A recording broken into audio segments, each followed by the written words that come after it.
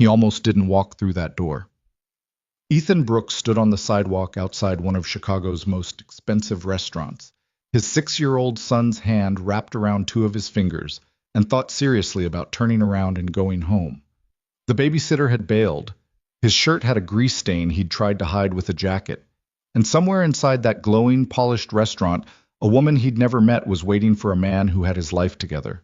Ethan was not that man. But Noah looked up at him with those brown eyes and said, "Please, Daddy, I'm hungry."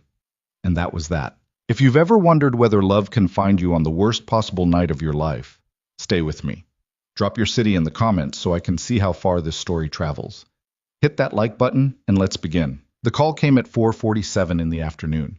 Ethan was still on a job site in Pilsen, pulling off his work gloves and shaking sawdust out of his hair when his phone buzzed in his chest pocket. He didn't even look at the name before answering. That was a mistake. "Ethan, I'm so sorry." It was Danny, the college student who watched Noah 3 afternoons a week, and on the rare occasion Ethan had somewhere to be. Her voice had that particular pitch people used when they knew they were about to ruin your day. "My roommate had a thing and I had to... It's a whole situation. I can't make it tonight. I'm really, really sorry." He stood there in the cold November air with the phone pressed against his ear and said nothing for a moment. "It's fine," he said, "because what else do you say? Thanks for letting me know." He hung up. Around him, the crew was packing up. Marcus, his foreman and the closest thing he had to a best friend since college, was loading power tools into the back of a truck and watching Ethan with that expression, the one that already knew something had gone sideways. "Babysitter?" Marcus asked. "Babysitter." Marcus whistled low. "Tonight of all nights." "Yeah." "You're still going, right?" Ethan looked at his phone. Looked at the time. Thought about the reservation at Monarch, a restaurant he'd looked up online 3 days ago, and immediately felt out of place just reading the menu. Thought about the woman whose name was Victoria Sinclair, which his buddy Derek had told him, with the energy of someone announcing a lottery winner. "Dude, she's smart, she's successful, she's..." "I don't know," Ethan said. "Ethan." Marcus pointed a work-gloved finger at him. "You have not been on a date in 2 years. 2 years. You went on one date last spring, and you spent the whole time talking about Noah's soccer league." She asked about him. She asked one question. You talked for 40 minutes.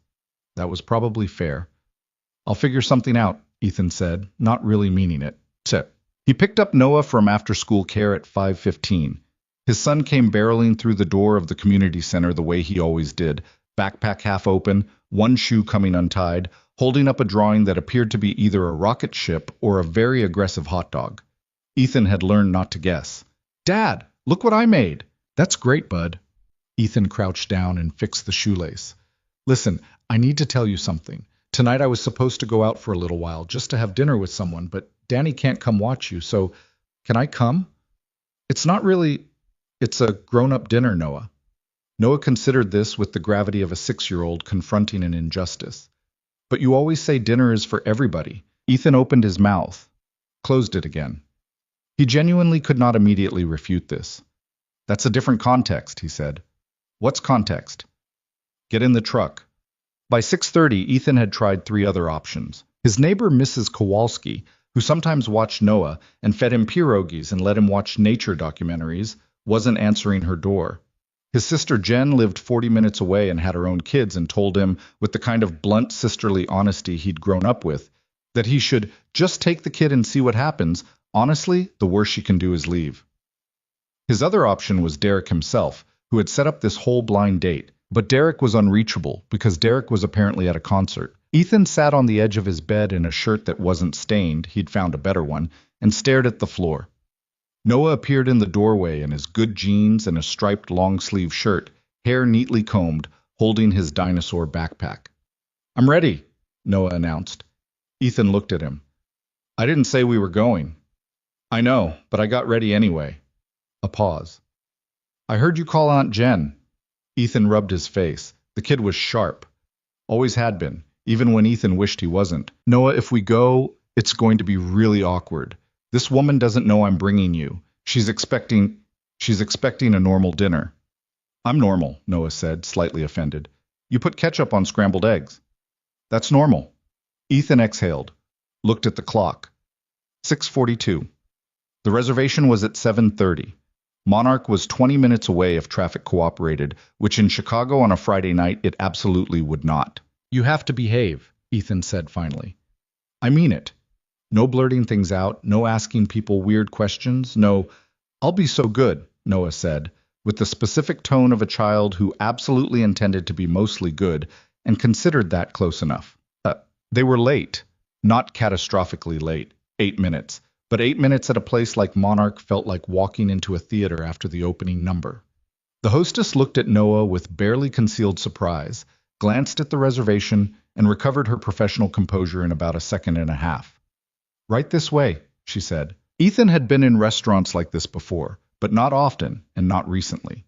The kind of place where the lighting was specifically designed to make everyone look a little more attractive than they were. Dark wood, warm amber tones, white tablecloths that probably cost more to launder than his electric bill. The kind of place where the menu didn't list prices because if you needed to know the prices, you were in the wrong place. He followed the hostess through the dining room and felt the familiar heaviness settle in his chest, the specific discomfort of a man who spent his days on construction sites trying to walk through a world that had never quite been designed with him in mind. Noah walked beside him, head swiveling left and right, taking everything in. Fancy, Noah whispered. Yeah. Are we fancy? Absolutely not. Okay. Noah seemed fine with this. He saw her before she saw him.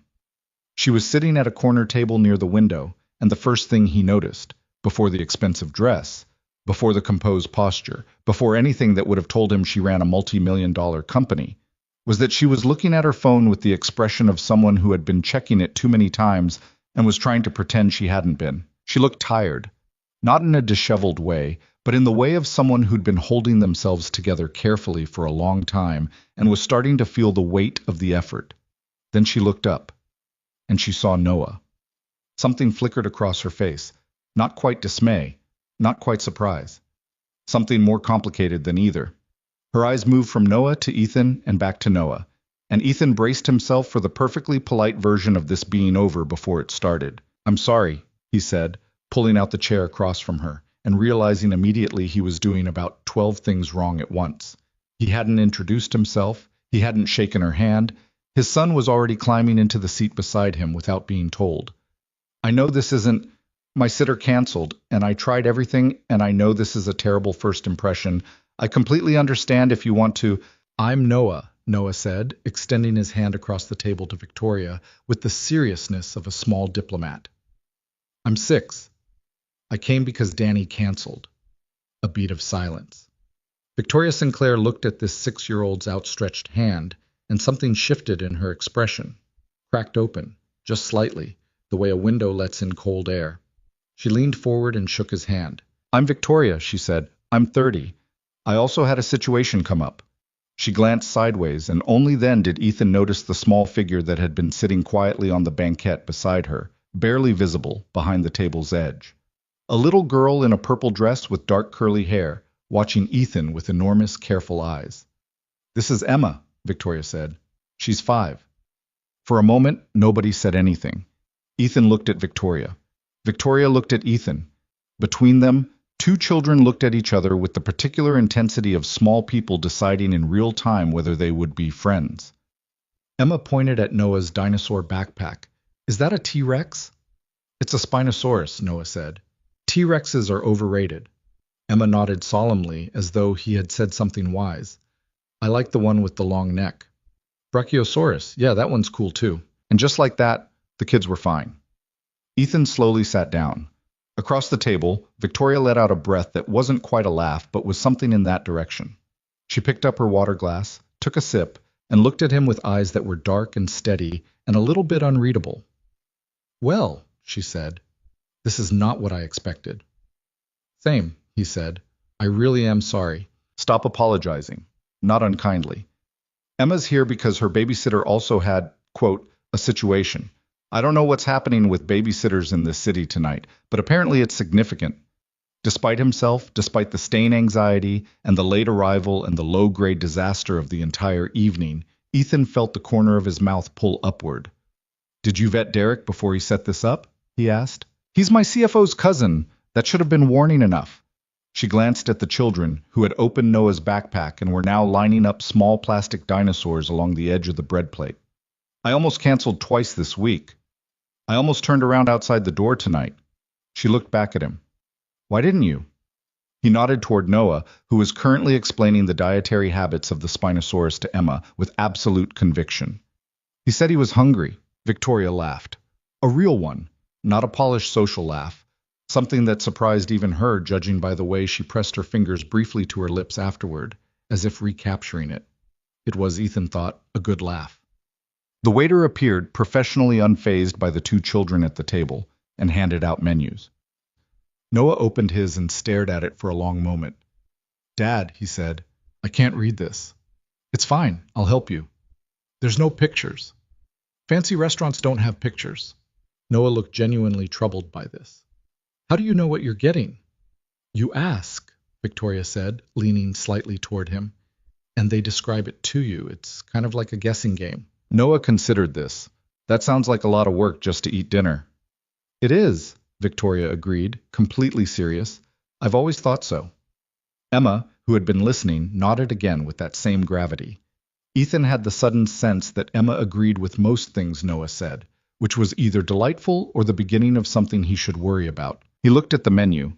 The prices were what he'd expected, the kind that made his stomach do a quiet, private thing he was determined not to show on his face. He'd put aside money for this, told himself it was fine, that it was one dinner. But looking at it in front of him, in this room, across from this woman in her understated expensive dress, he felt the gap between their lives like something physical. He ordered the third cheapest thing on the menu.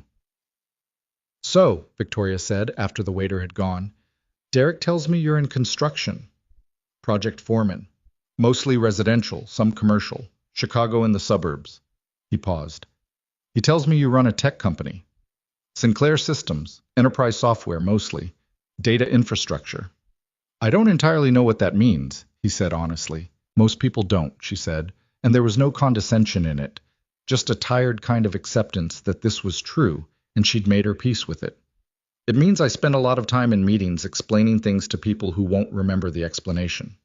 Sounds exhausting. Profoundly. She took a sip of water. Do you like the work? Construction? He thought about this more carefully than she probably expected him to. Yeah, actually. I like that at the end of the day, I can see what I built. It's there. It's real. He glanced up. I imagine software feels different, like you're building something you can't quite touch. Victoria was quiet for a moment. That's a more accurate description of it than most people give me. The food came. Noah stared at his pasta with the expression of a child who had wanted something with chicken nuggets somewhere in the description and was processing disappointment. Emma ate her risotto with great concentration and the careful movements of a child who had been taught table manners and took them seriously. At some point, Ethan couldn't have said exactly when, the stiffness started to go out of the evening. It happened in pieces. Victoria asked Noah about school, and Noah launched into a detailed and entirely unrequested account of the school play he was in, the injustice of being cast as a tree, and his private belief that the kid who got the lead had cheated somehow, though he couldn't prove it yet. A tree isn't so bad, Victoria said. A tree doesn't have lines, Noah said. Trees are important. The whole forest depends on them. The play doesn't have a forest. It has a castle. Then you're a very special tree, Victoria said. Noah thought about this. Okay, he said, apparently deciding this was acceptable. Emma, unprompted, leaned over to Noah and said, I was a flower in my school play. I only had to stand there. Did you like it? Emma shrugged one small shoulder. Standing is easier than remembering lines. That's true, Noah agreed. And they went back to the dinosaurs. Victoria caught Ethan's eye across the table. He didn't know what he expected. Pity, maybe, or the polished smile of someone being polite. Instead, she just looked at him, level and quiet, and something in that look felt like being recognized, like she saw exactly what kind of night this was and wasn't judging it. He wasn't used to that. Somewhere around dessert, chocolate cake for Noah, who recovered his enthusiasm immediately upon hearing the word chocolate. A small bowl of berry sorbet for Emma, who ate it with a tiny spoon in great seriousness. The conversation between the adults shifted. It stopped being the careful, surface-level back and forth of two strangers trying to seem interesting and started being something raw. "How long have you been doing this alone?" Victoria asked. She wasn't looking at the children when she said it, but they both knew what she meant. Ethan ran his thumb along the edge of his water glass. 6 years, since Noah was born, basically. A pause. His mother left when he was about 8 months old. I know that sounds... It doesn't sound like anything, Victoria said quietly. It just is what it is. He looked at her. Yeah. He cleared his throat. She had her reasons, I think. She was young. We both were. It just... He stopped, tried again. He's never asked about her. Not yet. I don't know what I'll say when he does. Victoria was quiet for a moment. The restaurant noise moved around them. The soft collision of silverware, a burst of laughter from another table, the low murmur of conversations happening in 20 different directions. Emma asks about her dad, Victoria said finally. Her voice was careful, not fragile, more like she'd carried this particular weight long enough to know exactly how it sat on her. James died 3 years ago. Cancer. Emma was 2, so she doesn't really remember him. She thinks she does, but I think she's built a version of him from photographs and things I've told her. She glanced at her daughter, who was now drawing on the paper placemat with a crayon the waiter had brought. I don't know if the version she has is better or worse than knowing the real person. Ethan didn't offer a platitude. He didn't say he was sorry in the reflexive way people did when they didn't know what else to say. He just stayed with it for a second, let it sit in the air between them. How do you answer her? He asked. When she asks? Honestly. Victoria looked at him. I tell her he was brave, that he was funny, that he loved her so much it scared him sometimes. She paused. And that missing someone is a way of still loving them. That it doesn't go away because they're gone. It just changes shape. Ethan didn't say anything. He thought about all the nights he'd sat on the edge of Noah's bed after the boy had asked, in the careful, roundabout way kids had, whether moms were supposed to stay. About how he'd tried to be honest without making the answer too heavy for a small person to carry. You're doing fine, Victoria said, as though she'd read something in his face. In case you're wondering. You can't know that, he said. No, she agreed. But the way he talks to you, kids don't talk to bad parents the way he talks to you. Ethan looked over at Noah, who was explaining to Emma with intense conviction that Spinosaurus could swim. Emma was listening as though this was the most important information she'd received all week. He felt something loosen in his chest, just slightly, like a knot worked a little less tight. After dessert, Emma grew quiet and tired in the way of small children whose bodies decided without consulting them that sleep was now mandatory. She leaned against Victoria's arm and stopped drawing on the placemat, and Victoria shifted naturally to accommodate her, still talking to Ethan, the adjustment so automatic it was clearly something she'd done 1,000 times. Noah, who operated on different battery rules and had apparently been recharged by chocolate cake, was still alert and happy. He'd moved his dinosaurs to the windowsill and was conducting some kind of narrative that involved significant levels of whispered drama. She always crashes early, Victoria said, looking down at Emma with a soft, almost private expression. She fights it for about 20 minutes and then just gives up. Noah fights it until approximately midnight, Ethan said. I don't know where he gets the energy. The cake didn't help. Probably not. He watched his son. He's going to be completely incoherent in the car, and I'm going to carry him in from the parking lot, and he'll wake up at 6 asking for cartoons. Emma wakes up at 5:30 asking for orange juice and then immediately wants to discuss whatever she dreamed about. What does she dream about? Victoria considered. Horses, mostly, and one recurring dream about a very large butterfly she seems to have a complicated relationship with. Ethan smiled. Noah dreams about dinosaurs, obviously. Sometimes space. Does he tell you about them? Every morning, in detail. He shook his head. I have heard about a dream where a brontosaurus ate the school gymnasium probably 12 times at this point. Victoria laughed again. That real one, the one that surprised her. Emma stirred slightly against her arm, and she reached up, without looking, and tucked her daughter's hair back from her face. The gesture was so instinctive it was almost invisible. Ethan watched it happen and thought, she's been doing this alone for 3 years. Running a company that size, raising this little girl, holding all of it together at the same time, and sitting here tonight with the same specific exhaustion he recognized because he saw it in himself every morning in the bathroom mirror. He didn't say any of that, but he thought it. The check came and they did the awkward negotiation that people did at the end of dates that had somehow also become impromptu family dinners. I'll get it, Ethan said. Ethan, I know.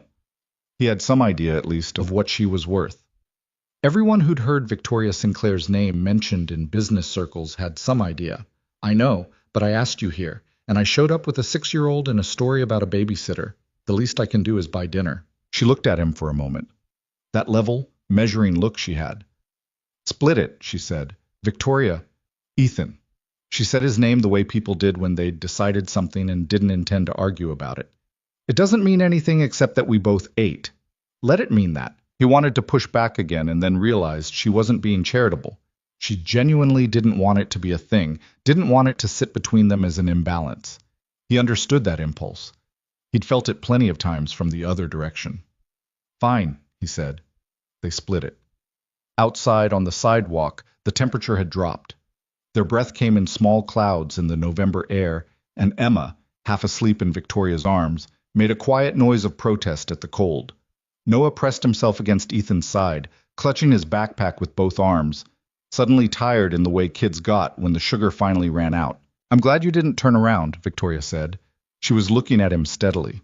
She was, he realized, a person who looked people directly in the eye when she said important things, which was either something she'd always done or something loss had taught her. I'm glad Derek's CFO has a cousin, Ethan said. She smiled. It was different than the ones earlier, so less guarded. More like something she hadn't decided to do. I don't do this, she said.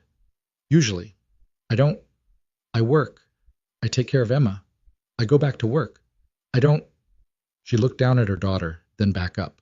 I almost talked myself out of it 6 times. 7 for me. You said twice. I was being conservative. She looked at him for another moment, and he couldn't read everything in it, but felt the weight of it. 2 people standing on a sidewalk in Chicago in November, having survived an evening that should have been a disaster, and somehow not having that be the worst thing. Noah, she said, looking down at him. It was very nice to meet you. Noah, who was barely keeping his eyes open, lifted his head from Ethan's side. You too, he mumbled. Emma's nice. She knows about dinosaurs. She learned from you tonight, I think. She's a fast learner, Noah said approvingly, with the tone of a professor acknowledging a promising student, and then tucked himself back against Ethan's ribs. Emma, half dreaming, said nothing. Victoria looked at Ethan. Can I call you? He asked. She didn't answer right away, just stood there for a second, holding her daughter in the cold, and he could see her having the same internal conversation he'd been having all evening, the one about whether any of this made sense, whether the distance between their lives was something that could be navigated, whether starting something was worth the risk of what starting things inevitably led to. He understood the hesitation. He had it too. Yes, she said. One word. But she held his gaze when she said it, which he took to mean she'd meant it. In the truck on the way home, Noah fell asleep within 4 minutes. His head tilted against the window and his backpack sat in his lap, and his mouth fell open just slightly, the way it always did when sleep got him before he expected it. Ethan drove through the city, through streets lit amber and white, past late-night diners and closed storefronts and the particular restless energy Chicago had on a Friday night when the weekend was just getting started. He thought about Victoria's hands when she'd shaken Noah's, careful but not stiff. Practiced at warmth, not born to it, which was different and in some ways better. He thought about the way she'd talked about James, not like an open wound, but like something she'd learned to carry, which didn't mean it was light, just that she knew where to hold it. He thought about the way she'd laughed when Noah told her trees needed lines. He stopped at a red light on Michigan Avenue. The city reflected off puddles in the street from an earlier rain. Beside him, Noah slept with the deep ease of a child who didn't know he'd just spent the evening with someone who might, over time, and with enough careful trying, become important. Ethan didn't know that either, not yet. But he'd made the call. He'd asked. And she'd said yes. He drove home through the city, and for the first time in a long time, the drive home didn't feel like retreat. He called her on a Tuesday. Not Monday. Monday felt too eager, like he'd been sitting by the phone since the moment they said goodbye on that sidewalk, which was not entirely inaccurate, but not something he needed to advertise. Wednesday felt too calculated.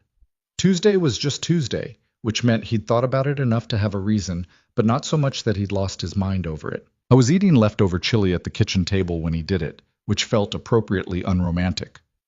Noah was in the bath. The apartment smelled like dish soap and old wood and the particular end-of-day staleness that accumulated in small spaces where people lived close together. Ethan stared at Victoria's name in his phone for about 30 seconds, told himself he was overthinking a phone call, and hit call. She picked up on the second ring. "I wasn't sure you'd actually call," she said. "I said I would. People say things." He couldn't argue with that. "How's Emma?"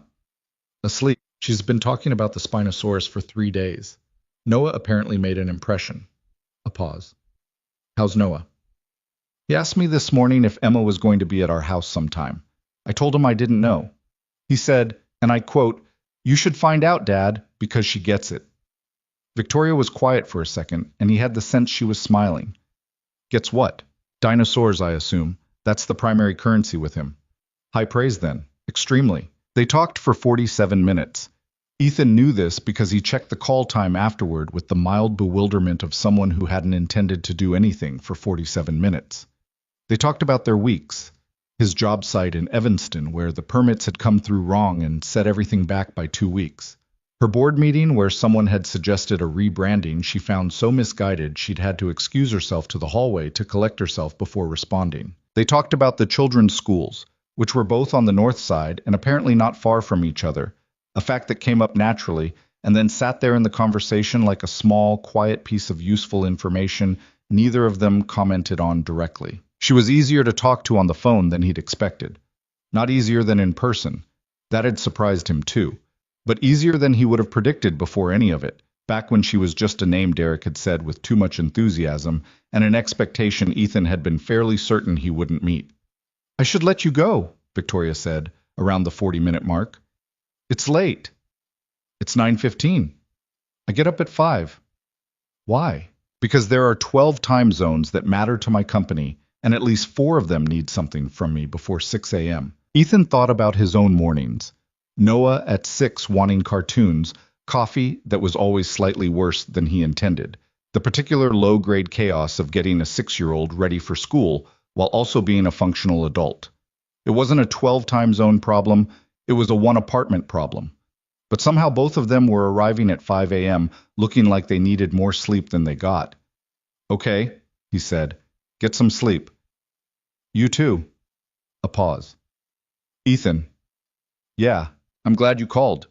He looked at the wall above the kitchen sink where Noah had taped a drawing of what was labeled "Our House" in large uneven letters, which depicted a building that bore no real resemblance to their apartment, but had a very detailed sun in the corner.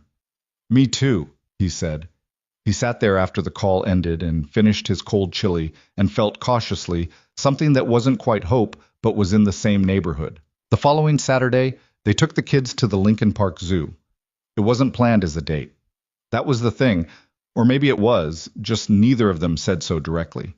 Victoria had texted him Thursday to say Emma had been asking about the giraffes for a week, and she was thinking of taking her over the weekend.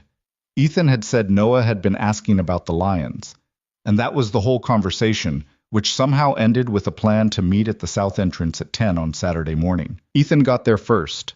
He was almost always early to things, a habit left over from years of job sites, where being late had real consequences. He stood near the entrance with Noah, who was wearing his dinosaur shirt and had already identified several things he wanted to see and was moving through the mental list with the urgency of a small project manager. Victoria arrived 7 minutes later. She was in jeans and a plain dark coat, hair pulled back, no visible trace of the CEO. Emma was in a yellow jacket and red boots, and was holding Victoria's hand with both of hers, leaning slightly backward, as though the boots had their own ideas about direction. Noah saw Emma and waved with his whole arm. Emma said, "Hi, Noah," in a voice that was trying to be casual and not quite succeeding, and then immediately looked at his shirt and said, "Is that a Spinosaurus?" "Front and back," Noah said, and turned around to demonstrate. Emma inspected the back with seriousness. "Cool." Victoria came to stand beside Ethan. She looked at the children, then at him. "Hi," she said. Hi, he said. It should have been awkward. Two adults who'd had one dinner together and a 47-minute phone call, now standing at a zoo entrance with their kids while the world went around them. It wasn't, which he filed away as something worth noticing. Emma's been up since 5:30, Victoria said, in a tone that was not complaining but was reporting a fact that had depleted some internal reserve. Noah woke up at 6 asking if it was time yet. They're going to crash at noon, completely, and we'll spend the back half of this carrying them. Probably. He glanced at her. I brought snacks. She looked genuinely relieved. Thank you, I forgot snacks. What did you bring? Coffee. She held up a thermos. 2 cups. He held up a bag.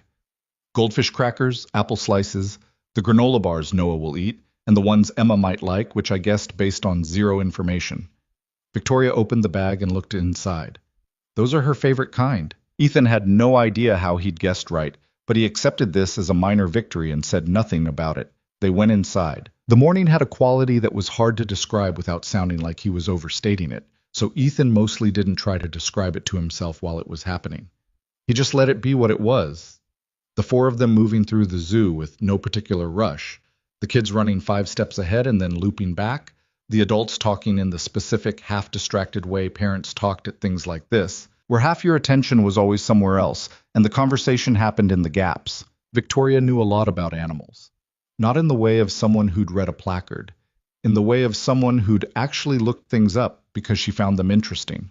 She told Emma things about the giraffes that weren't on the sign, and Emma listened and then turned to Noah and repeated the information with the authority of someone who had personally discovered it.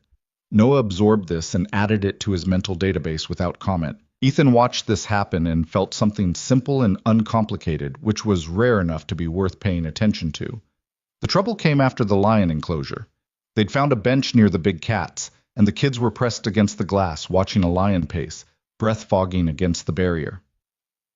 Ethan and Victoria were on the bench, the snack bag open between them, and somewhere in the ease of the morning, Ethan had stopped being careful about what he said. Marcus thinks I should look for a bigger place, he said. Apartment's fine for now, but Noah's getting older. He needs his own space. Where are you looking? I'm not really, He stopped. It's a money thing. I've been saving, but the market here. He made a gesture that was meant to indicate what he thought of the Chicago real estate market. Victoria nodded. Have you thought about buying? On a foreman's salary in Chicago? He didn't say it bitterly, just as a plain fact. Maybe someday. Not now. There was a small pause. Not uncomfortable exactly, but present. He was aware of it, the gap between what his savings looked like and what her world looked like.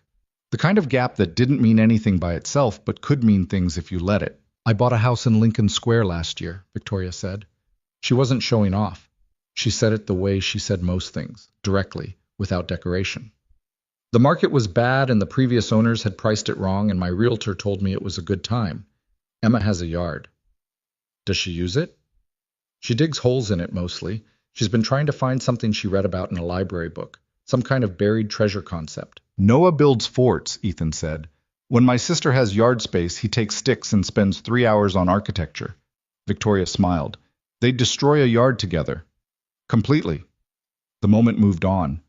The kids came back from the glass, Emma to tell Victoria something elaborate about the lion's paws, Noah to request more goldfish crackers. Ethan handed over the bag, and the conversation shifted, and the gap from a moment ago slid under without becoming a thing. But he'd noticed it. The afternoon did what Victoria had predicted. By 12:30, Emma was wilting, leaning into Victoria's side while they walked, her red boots shuffling along the path with less conviction than they'd had 3 hours earlier. Noah was still technically upright, but had slowed considerably and was now holding Ethan's hand without being asked, which was always the first sign. I should get her home, Victoria said. They were near the exit, the crowds thickening around them. Yeah. Ethan looked down at Noah, whose eyes had taken on a particular unfocused quality. Same. They walked out together. Emma had graduated from leaning to being fully carried, her yellow jacket a bright splash against Victoria's dark coat, her face tucked against her mother's neck. Noah looked up at Emma and said with great solemnity, She fell asleep. She did, Victoria said. That happens to me too, Noah said, in the tone of someone sharing a confidence. It happens to everyone, Victoria told him. Noah thought about this. Even grown-ups? Victoria and Ethan looked at each other over his head. Especially grown-ups, Ethan said. Outside, they stood at the edge of the parking area and did the same thing they'd done on the sidewalk outside Monarch, the moment of parting that neither of them quite moved toward. This was good, Victoria said. She was shifting Emma's weight slightly, automatically, without breaking eye contact with Ethan. Yeah, it was. He meant it without any complication. It had been a good morning. Nothing had gone wrong. Nothing had been required to be more than it was. We should do it again, she said. We should. Noah tugged his hand. Dad, I need the bathroom. Right now? Yes. Ethan looked at Victoria. Victoria bit the inside of her cheek to keep from smiling. Go, she said. Text me. I will. He started moving, Noah already pulling him toward the park's facilities at a pace that suggested genuine urgency. He looked back over his shoulder once. Victoria was still standing there, Emma asleep on her shoulder, watching him go with an expression that was too layered to read quickly. He texted her that night. Today was good. She replied 20 minutes later. Noah told Emma she was a fast learner. She's been saying it to me all afternoon. I told her something, and she goes, I'm a fast learner, Mama. Ethan laughed out loud, alone in his kitchen, at 10 o'clock on a Saturday night. He takes his compliments seriously. So does she wrote back. Then, after a short pause, Emma asked if Noah is our friend now. Ethan read that twice. What did you tell her? I said yes. He set his phone down on the kitchen counter and looked at nothing in particular for a second. Then he picked it back up. Good answer, he wrote. The weeks after that moved in a rhythm that crept up on him. A Tuesday call became a thing that just happened. Then a Saturday outing became a thing. Not every week. There were stretches where Victoria was traveling for work, or Ethan had a deadline that ate his weekends. But often enough that Noah started asking, on Wednesday mornings, whether they were going to see Emma this weekend, as though it were a standing appointment that might need to be confirmed. The fourth time they went out, a Sunday afternoon at the Museum of Science and Industry, which had been Victoria's suggestion and Emma's loud endorsement, was the first time Ethan got a real look at how Victoria's world actually operated. It started in the parking garage, where a man in a dark jacket materialized from what seemed like nowhere and took Victoria's keys before she'd finished getting Emma out of the car seat. Ethan stopped walking. That's Daniel, Victoria said, not looking up from unbuckling Emma. He drives for me when I'm in the city. I usually take a car for things like this. You have a driver? I have a service. She stood up with Emma. I know, I don't think about it anymore, which I know sounds obnoxious. I wasn't going to say obnoxious. What were you going to say? I was going to say nothing, actually, but he understood the impulse to fill the silence with something honest. Different, he said. I was going to say different. Victoria looked at him with that direct measuring look she had. It is different, she said. I know that. They went inside. Inside the museum, she was just herself. She didn't pull rank or move through spaces like someone who expected deference. She got down on the floor with Emma at the exhibits the way he got down on the floor with Noah, and she asked the same slightly dumb questions parents asked when they were trying to engage with something they didn't fully understand. But the driver was still in the parking garage. And during the afternoon, her phone buzzed 6 times, and each time she looked at it, there was a brief but visible tension in her jaw before she either responded or put it back in her pocket. He saw it clearly around 3 o'clock, when they were watching the kids in the water play area, and her phone went off and she stepped slightly to the side, and he could see from her face that whatever it wasn't good. She was on the phone for 4 minutes. When she came back, Emma immediately reached for her hand, and Victoria gave it to her while the other hand finished typing something on the phone she was trying to put away. Sorry, she said, there's a thing in Singapore. Singapore. We have infrastructure clients there. The time difference means things happen at 3 in the afternoon for me. She looked tired for a moment, not the general tiredness she usually carried, but a specific, sharpened version of it. I tried to hand it off to my COO, but there's context that only I have. Do you need to go? No. She said it firmly, like she was deciding it in real time. No, Daniel can get me calls later. I'm here. But she'd had to decide it, was the thing. It wasn't automatic. There was a version of her afternoon that pulled one direction and a version that pulled another, and she had to actively choose, and the choosing cost something. Ethan watched Noah show Emma how to divert the water flow at one of the exhibits, Emma laughing as water went the wrong way. He thought about the driver in the parking garage, about 12 time zones, about the particular loneliness of carrying something that large, even if you were the one who'd built it. He thought about how she'd shown up to a blind date with a 5-year-old because the babysitter had a situation, about how she got up at 5 in the morning and still made sure Emma had orange juice, about how none of it looked graceful from the inside, regardless of how it looked from the outside. Victoria, he said. She looked at him. You're doing about 15 things at once, all the time, aren't you? It wasn't really a question. She heard it as the observation it was. Yes, she said. And then, after a pause, more quietly, I'm used to it. That's not the same as it being okay. She looked at him for a moment with an expression he couldn't entirely parse, something that sat between surprise and a kind of cautious relief, like someone had noticed something she'd been carrying alone for a long time, and she hadn't been sure whether being noticed would feel like a relief or an exposure. No, she said, it's not. They stood there for a second, watching the children, and Ethan didn't push it further, and neither did she. But something had shifted just slightly in the air between them. On the drive home, Ethan drove himself, Noah asleep in the back almost immediately. He thought about what he'd said and whether it had been too much or not enough. He couldn't tell. He was bad at calibrating those things, had always been. His ex-wife had told him, in the last few months before she left, that he was the kind of person who either said too little or too much and rarely found the middle, which he'd spent enough time turning over in his mind to believe was at least partially true. But Victoria hadn't seemed bothered. She'd seemed, if anything, like she'd needed to hear it. He didn't know what to do with that yet. He just kept driving. 3 weeks later, she invited him to something that was not a zoo or a museum. There's a fundraiser, she said, on a Tuesday call that had stretched to an hour. It's for the Children's Hospital Foundation. I'm on the board. I go every year. She stopped. It's a lot of people I know professionally. Black tie. I know it's not your kind of thing. He considered the phrase your kind of thing and what it contained. Are you inviting me? He asked. I'm telling you about it, she said, which was a sidestep he recognized. And then I'm leaving it up to you to decide whether you want to come, so that if you say no, it's your choice. That's a fairly sophisticated way to invite someone. I'm a fairly sophisticated person. He smiled despite himself. I don't own a tuxedo. You can rent one. Victoria, you don't have to, she said, and the careful steadiness in her voice cost her something, he thought. She was used to not needing things from people, had gotten very practiced at it. I wanted to ask, because I'm tired of going alone.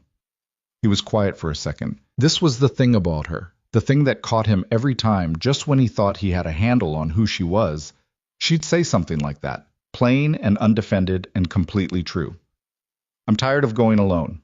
No hedging, no managing of his reaction, just the simple, honest statement of a thing she actually felt. He looked around his apartment, refrigerator covered in Noah's drawings, scuff on the wall by the front door, where Noah had ridden his bike inside that one time. The too small couch with the cushion that sat crooked because one of the springs had gone soft. I'll figure out the tuxedo, he said. She exhaled, just briefly. Okay. Tell me when. December 12th. Okay. A pause. Am I picking you up? If you want. I want. Then yes, she said. You're picking me up. I went and found a rental place that week. Marcus came with him, ostensibly for support, but primarily to have opinions, which he did, loudly, about lapels and fit and what Marcus called the whole situation. She invited you to a gala, Marcus said, holding up a jacket and examining it. Fundraiser. That's a gala. It's for a hospital. Ethan, Marcus looked at him over the jacket. She invited you to a gala? This is significant. We're friends. You call her every Tuesday for an hour. He stopped. That's just talking. In what world is calling someone the same night every week for an hour just talking? Ethan looked at the rack of tuxedos and said nothing. You like her, Marcus said. Not as a question. It's complicated. How is it complicated? She lives in a different world, Marcus. She has a driver. She goes to black tie fundraisers as a regular thing. She runs a company worth... She also showed up to a blind date with a 5-year-old because her babysitter bailed, Marcus said. Same as you. Ethan thought about that. Same as me, he said. She's a person, man, not a category. Marcus put the jacket back and pulled out another one. Try this one. The other lapel was wrong. The night of the fundraiser came cold and clear. Ethan had picked up the rental that morning and spent 20 minutes longer than he intended trying to get the bow tie right, finally calling Marcus for a video tutorial which Marcus delivered with the energy of someone who had been waiting for this exact moment.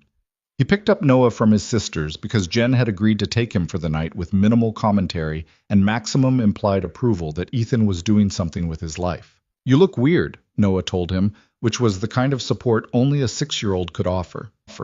Thanks, bud. The tie looks like a butterfly. That's how it's supposed to look. Noah considered this. Why? Formal conventions I don't entirely understand. Oh, Noah said, apparently satisfied. Jen walked him to the door and looked him over and said, You look good, in the voice of an older sister who meant it and wasn't going to make a whole thing of it, which was the only kind of compliment that landed with him. He drove to Lincoln Square. Victoria's house was a 3-story brownstone on a quiet street, exterior lights on, a small front yard with an iron fence. He parked, walked up, rang the bell. Emma answered the door. She was in pajamas with strawberries on them and had a book under one arm and looked at Ethan with serious eyes and said, You look different. Good different or bad different? Emma assessed him the way she assessed most things, with complete unrushed attention. Good different, she decided, like a penguin but taller. Emma. Victoria appeared at the top of the hall stairs, and the word stuck in Ethan's throat for a second, and he had the sense of slightly losing his footing, which he hadn't expected. She was in a deep blue dress, understated and precise, and she looked, not transformed exactly, because she'd always been composed, but completed in some way, like the version of her that operated in the world she'd built and actually belonged there. Her hair was up. She wore small earrings. She walked down the stairs in a way that managed to be both deliberate and natural. Emma looked from her mother to Ethan with the focused attention of a small child tracking something important. Mommy looks like a princess, Emma informed Ethan. She does, Ethan agreed.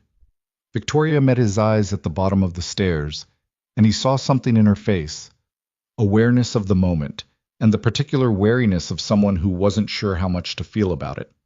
Hi, she said. Hi, he said. Behind her, a woman appeared from the back of the house. The sitter, evidently, who smiled at Ethan and then immediately turned her attention to Emma to begin the transition. Emma allowed herself to be redirected but kept her eyes on the door. Be good, Victoria told her. Always, Emma said, which in the voice of a 5-year-old managed to carry complete conviction. Outside, walking to the car, Victoria pulled her coat tighter against the cold and glanced at him. Emma approved, she said. She said I looked like a tall penguin. That's high praise from Emma. She likes penguins. I'll take it. He opened the car door for her. She looked at him for a half-second before getting in, and he thought for a moment she was going to say something, but she just settled into the seat, and he closed the door. In the car, she directed him with brief, specific instructions. The specific entrance they were using, where to drop her, the general shape of the evening. She was in a different mode than he usually saw her, set, not cold, but assembled, the way people got before they stepped into rooms where they were expected to be a version of themselves. You okay? He asked, at a red light. She looked at him. I don't love these things. You go every year, because I care about the foundation. That doesn't mean I love the thing. She looked out the windshield. I'm good at it. Being in rooms like that, I've done it long enough, but I don't love it. Then why did you want me to come? She was quiet for a moment. The light changed. Because, she said, and then seemed to decide she wasn't going to manage this answer. Because I wanted someone there who knows how I actually am, not how I am at these things. She paused. Does that make sense? He thought about it. Yeah, he said. It does. The event was exactly what he'd expected and nothing he'd been prepared for. A hotel ballroom, $1,500 a plate, the kind of room where the ambient noise alone was expensive. Victoria moved through it with the ease of long practice.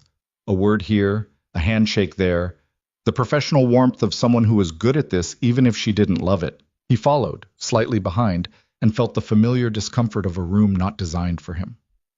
People looked at him the way people looked at things that didn't immediately compute.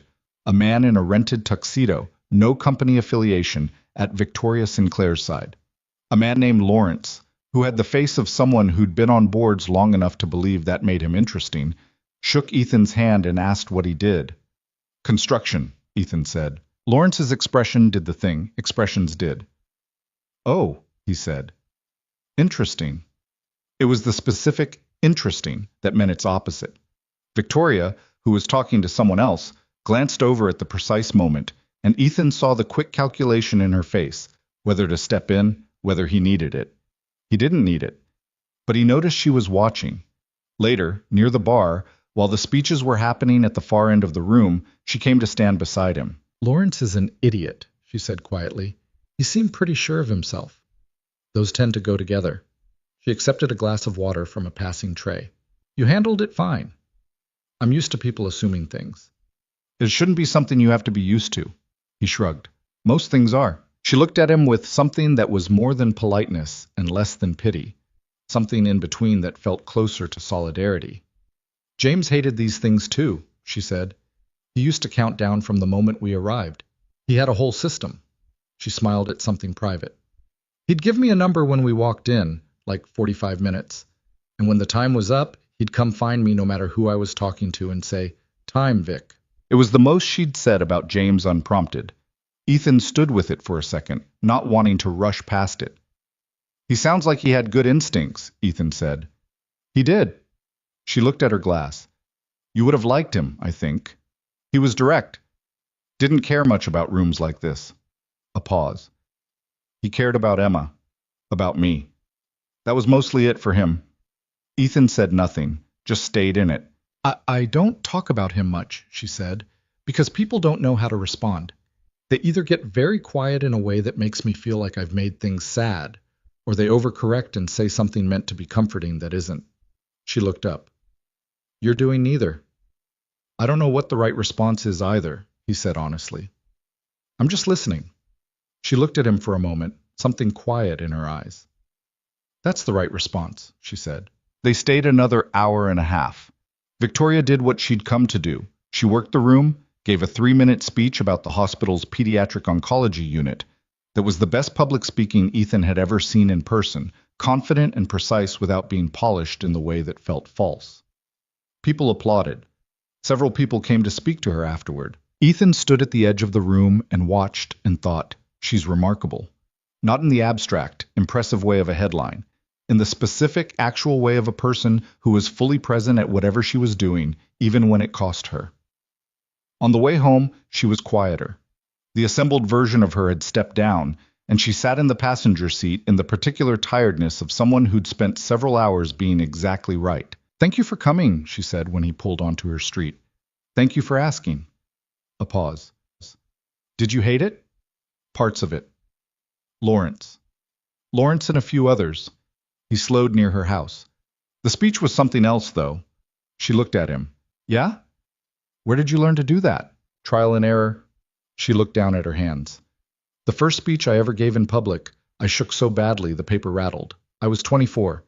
Someone in the audience laughed. She paused. I went home and practiced until I didn't shake anymore. He stopped the car in front of her house. The street was quiet. Interior light from her front room warmed through the curtains. I should go check on Emma, she said. Yeah. She didn't move immediately. Outside, a car passed on the street. The heater ran low in the quiet. Ethan, she said, I want to tell you something. Okay. She looked at the windshield rather than at him. I haven't let anyone be present like this since James. She said it carefully, like someone placing something fragile. Not because I didn't want to. I think because it was easier to just not, and I'm very good at just not. A pause. Tonight was not easy, but it was better than I expected. He thought about what to say and decided on the plain version of what was true. Same, he said. She looked at him then, and he looked back. And it stayed there for a second, not a moment requiring action, just a moment that was honest about what it was. Then she gathered her coat, said goodnight, and went inside. He sat in the car until the light in the front room moved. Her moving through the house, checking on her daughter, doing the end-of-night things that parents did alone in houses that were full of children and quiet in the way that was both good and hard at the same time. He drove home. When he got back to Jen's to pick up Noah, His boy was asleep on the couch under a blanket, still in his jeans, a cracker in his hand. Ethan stood in the doorway for a second looking at him. This particular kid who had pulled him through a restaurant door once on the grounds of being hungry and had no idea what that had set in motion. He picked him up carefully. The dead weight of a sleeping 6-year-old, familiar and heavy and specific, in a way nothing else was. Noah stirred but didn't wake. Jen stood in the doorway behind him and said quietly, "Well?" "I don't know yet," Ethan said. Jen looked at him with the particular expression of someone who already knew and had decided to be patient about it. "Okay," she said. He carried his son to the car under a clear December sky and drove home through streets that were just starting to get their first frost, the city quiet and cold and lit, and thought about a woman who'd said it was better than I expected, like it was a thing she'd been afraid to admit. He thought about it for a long time. The frost that had started in December didn't let up. January came into Chicago the way it always did, with a kind of grim, settled authority, like a landlord who'd been patient long enough and was now collecting. The temperature dropped into single digits. The sidewalks went gray and hard. The lake threw wind off itself in long, cold sheets that found the gaps in every coat. Ethan worked through it, the way he always did. Construction didn't stop for weather unless the weather became genuinely dangerous, and even then, only barely. He wore 2 layers under his jacket and kept hand warmers in his pockets, and came home every evening with cold still sitting in his bones, the kind that took a hot shower in 20 minutes to leave. Noah had opinions about winter. "It's too cold," he announced one morning, standing at the kitchen window in his socks and pajamas, looking at the street with the expression of a person personally betrayed. "It's Chicago," Ethan said, pouring coffee. "Why is it so cold?" "The lake." "The lake should stop." "I'll pass that along." Ethan set a plate of toast in front of him. "Eat. You'll be late." Noah ate with one eye still on the window, suspicious of the outdoors. He'd been like this since he was 4, the kind of kid who had strong positions on things and held them with a sincerity that was hard to argue with even when the thing was the temperature outside. Ethan's Tuesday calls with Victoria had become longer. He'd noticed this the way you notice something that had shifted gradually, not in a single moment, but across several, until you looked back and realized it had changed. They used to talk for 45 minutes, an hour. Now it wasn't unusual for an hour and a half to pass before either of them thought to look at the time. They talked about everything and nothing in the specific way of people who had run out of the careful, surface conversations and moved, without quite deciding to, into the unguarded ones. She told him about the early years of Sinclair Systems, how she'd built it from a consulting practice she'd started at 26, with James's encouragement, and a business plan she'd written in their apartment while Emma was still an idea they talked about at dinner. How the company had grown faster than she'd been ready for, and she'd spent 2 years feeling like she was always 3 steps behind herself. How James had died the month the company crossed its first $100 million in revenue, and how that particular timing had given her a specific private bitterness that she'd never told anyone, because it felt ungrateful towards something she'd worked for, and irrational about something she'd lost. "I keep thinking he should have seen it," she said one night. Her voice had the quality it got late in their calls. Lower, less managed. Not the money. He didn't care about that. But he believed in it before anyone else did. He should have gotten to see it work. Ethan was sitting on his fire escape with a blanket, which was not a sane thing to do in January, but the apartment got close sometimes and he needed air. What would he have said? She was quiet for a moment. He would have said, "See, I told you." And then he would have wanted to go get pizza and not talk about it anymore. Sounds like a reasonable person. He was. She paused. He was the most straightforward person I've ever known.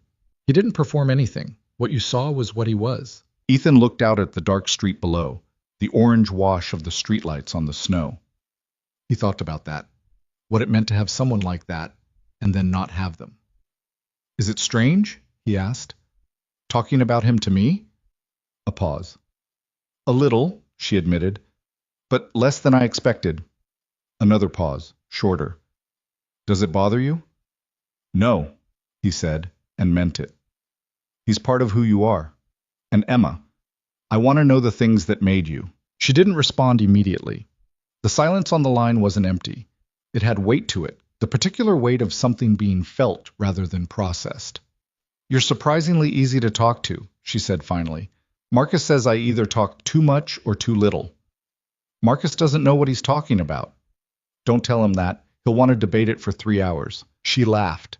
That real laugh. The one that still caught him a little, even after months of hearing it. He'd stopped being surprised that it caught him. The Saturday outings had settled into something that felt, from the outside, probably like routine, but from the inside felt like something that was still being decided on its own terms.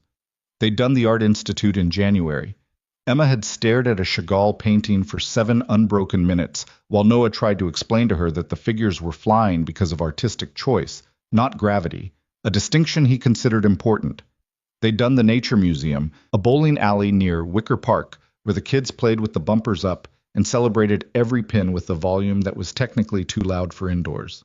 They'd done a cooking class for families where both children had put too much sugar in their batter, and both adults had spent 20 minutes of the class talking to each other instead of supervising. It was during the cooking class that Ethan first felt the ground shift under him in a way he couldn't immediately explain. They were at a shared prep table, flour on both of them, Emma and Noah at the end of the table pressing shapes into dough with a level of determination that suggested high artistic stakes.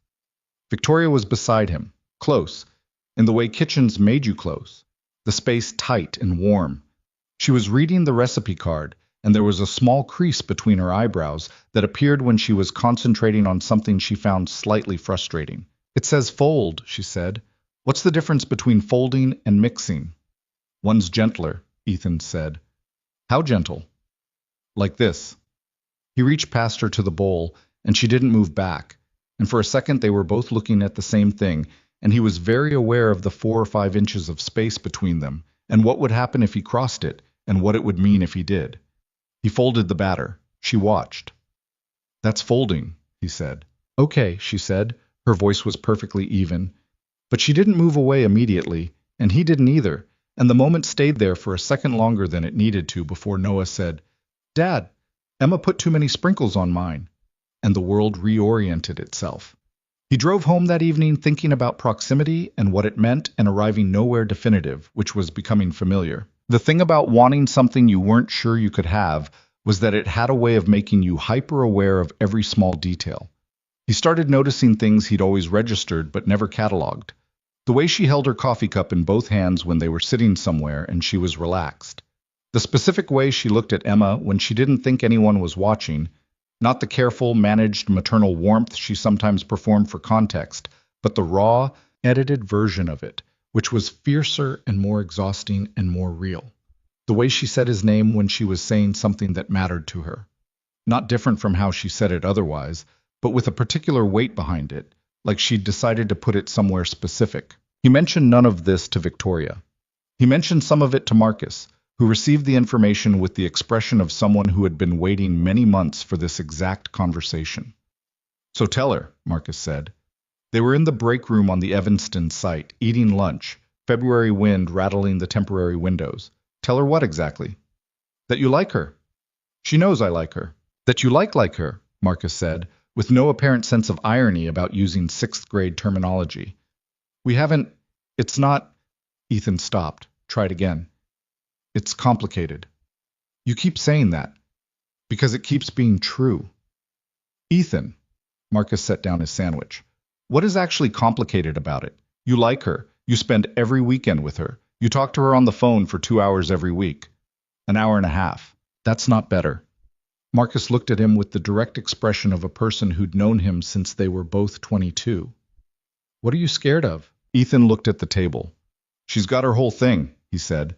"Her company, her house in Lincoln Square, her world. And I've got this." He gestured vaguely, meaning a rental apartment, a used truck, a job that paid well but not at any scale that compared to hers. "I feel like at some point she's going to look at the actual picture clearly and think, what am I doing?" "And you're deciding that for her?" "I'm being realistic." "You're being scared and calling it realistic." Marcus picked his sandwich back up. "There's a difference." Ethan didn't respond to that, which meant he was thinking about it, which Marcus knew well enough not to push. He thought about it for several days. He thought about it in the truck on the way to work, and in the quiet. After Noah went to sleep, and during the Tuesday call that week, which went 93 minutes and ended with Victoria saying she'd had a bad week, and talking to him had helped, and him saying he was glad, and meaning it fully. I thought about it until it crystallized into something he could look at directly. The fear wasn't really about money or houses or the driver in the parking garage. The fear was about what it meant to want this specifically. This woman, this arrangement, this specific impossible version of ordinary life they'd been building on Saturday mornings. Because wanting it meant it could be taken away, and he'd already had enough of the particular kind of loss that came from wanting things that didn't stay. His ex-wife's leaving had done something to the part of him that trusted his own judgment. He didn't talk about this. Not with Marcus, not with Jen, not with anyone who hadn't noticed it on their own. But it lived in him, quiet and persistent, in the way of old injuries that didn't ache all the time but were there when the weather changed. Victoria had her own version of it. He knew that too. It was a Saturday in the second week of February when they had the first real conversation that wasn't careful. They'd been at Victoria's house. It was the first time they'd done that, spent a Saturday at her place rather than somewhere neutral. She'd said Emma had been asking for it, which was true, but Ethan suspected it was also Victoria testing something. Seeing how it felt to have him in her actual space rather than the zoo or the museum or the sidewalk outside a restaurant. Her house was not what he'd expected, which he realized afterward meant he'd been building a version of it based on what he thought her life looked like from the outside. It was big, but not cold. The front room had books on every surface, actual read books, with bent spines and loose papers tucked in them. Emma's drawings were taped to the refrigerator the same way Noah's were at their apartment. There was a couch with a blanket thrown over the back that had clearly been thrown there by someone too tired to fold it, and 2 mugs on the coffee table that had been left from a previous morning. He stood in her kitchen, helping cut vegetables, while Victoria dealt with the stove and the kids were in the backyard doing something complicated with sticks and mud that had been going on for 40 minutes. "Your house," he said. "What about it?" "It's different than I expected." She looked at him. "How did you expect it?" "Cleaner," he said honestly. "More sordid." She made a face that was partially offended and partially resigned. "Emma is 5. Nothing within her reach is sordid." "That's fair. And I work 70 hours a week. I clean on Sundays." She stirred something on the stove. "I have someone who comes Thursday, but by Friday it's already—" She gestured at the general evidence of a household in use. "I'm not complaining," he said. "I like it." She glanced at him. "You're just saying that." "I'm really not." He looked around, at the mugs on the coffee table, and the books, and the drawing Emma had done that was taped slightly crooked above the light switch. "It looks like people live here." Victoria was quiet for a moment. "James was messier than me," she said. "After he died, I went through a phase where I kept everything extremely clean. Like if I kept the house in order, the rest of it—" She stopped. It passed. Emma pretty much ended it as soon as she was old enough to have opinions about her crayons. Outside, through the window, they could see Emma explaining something to Noah with great physical emphasis. Noah was nodding. "What are they doing?" Ethan asked. "I genuinely have no idea," Victoria said.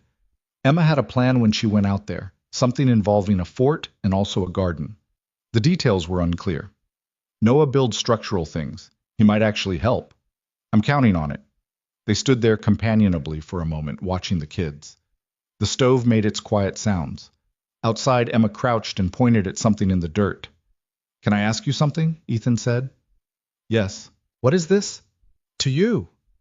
He kept his eyes on the window, which was probably a form of cowardice, but it made the question easier. "Us. Whatever this is we've been doing for the past few months." Victoria didn't answer immediately. He heard her set down the spoon. "Why are you asking now?" she said. "Because I've been thinking about it, and I'm bad at not saying things once I start thinking them." He finally turned to look at her.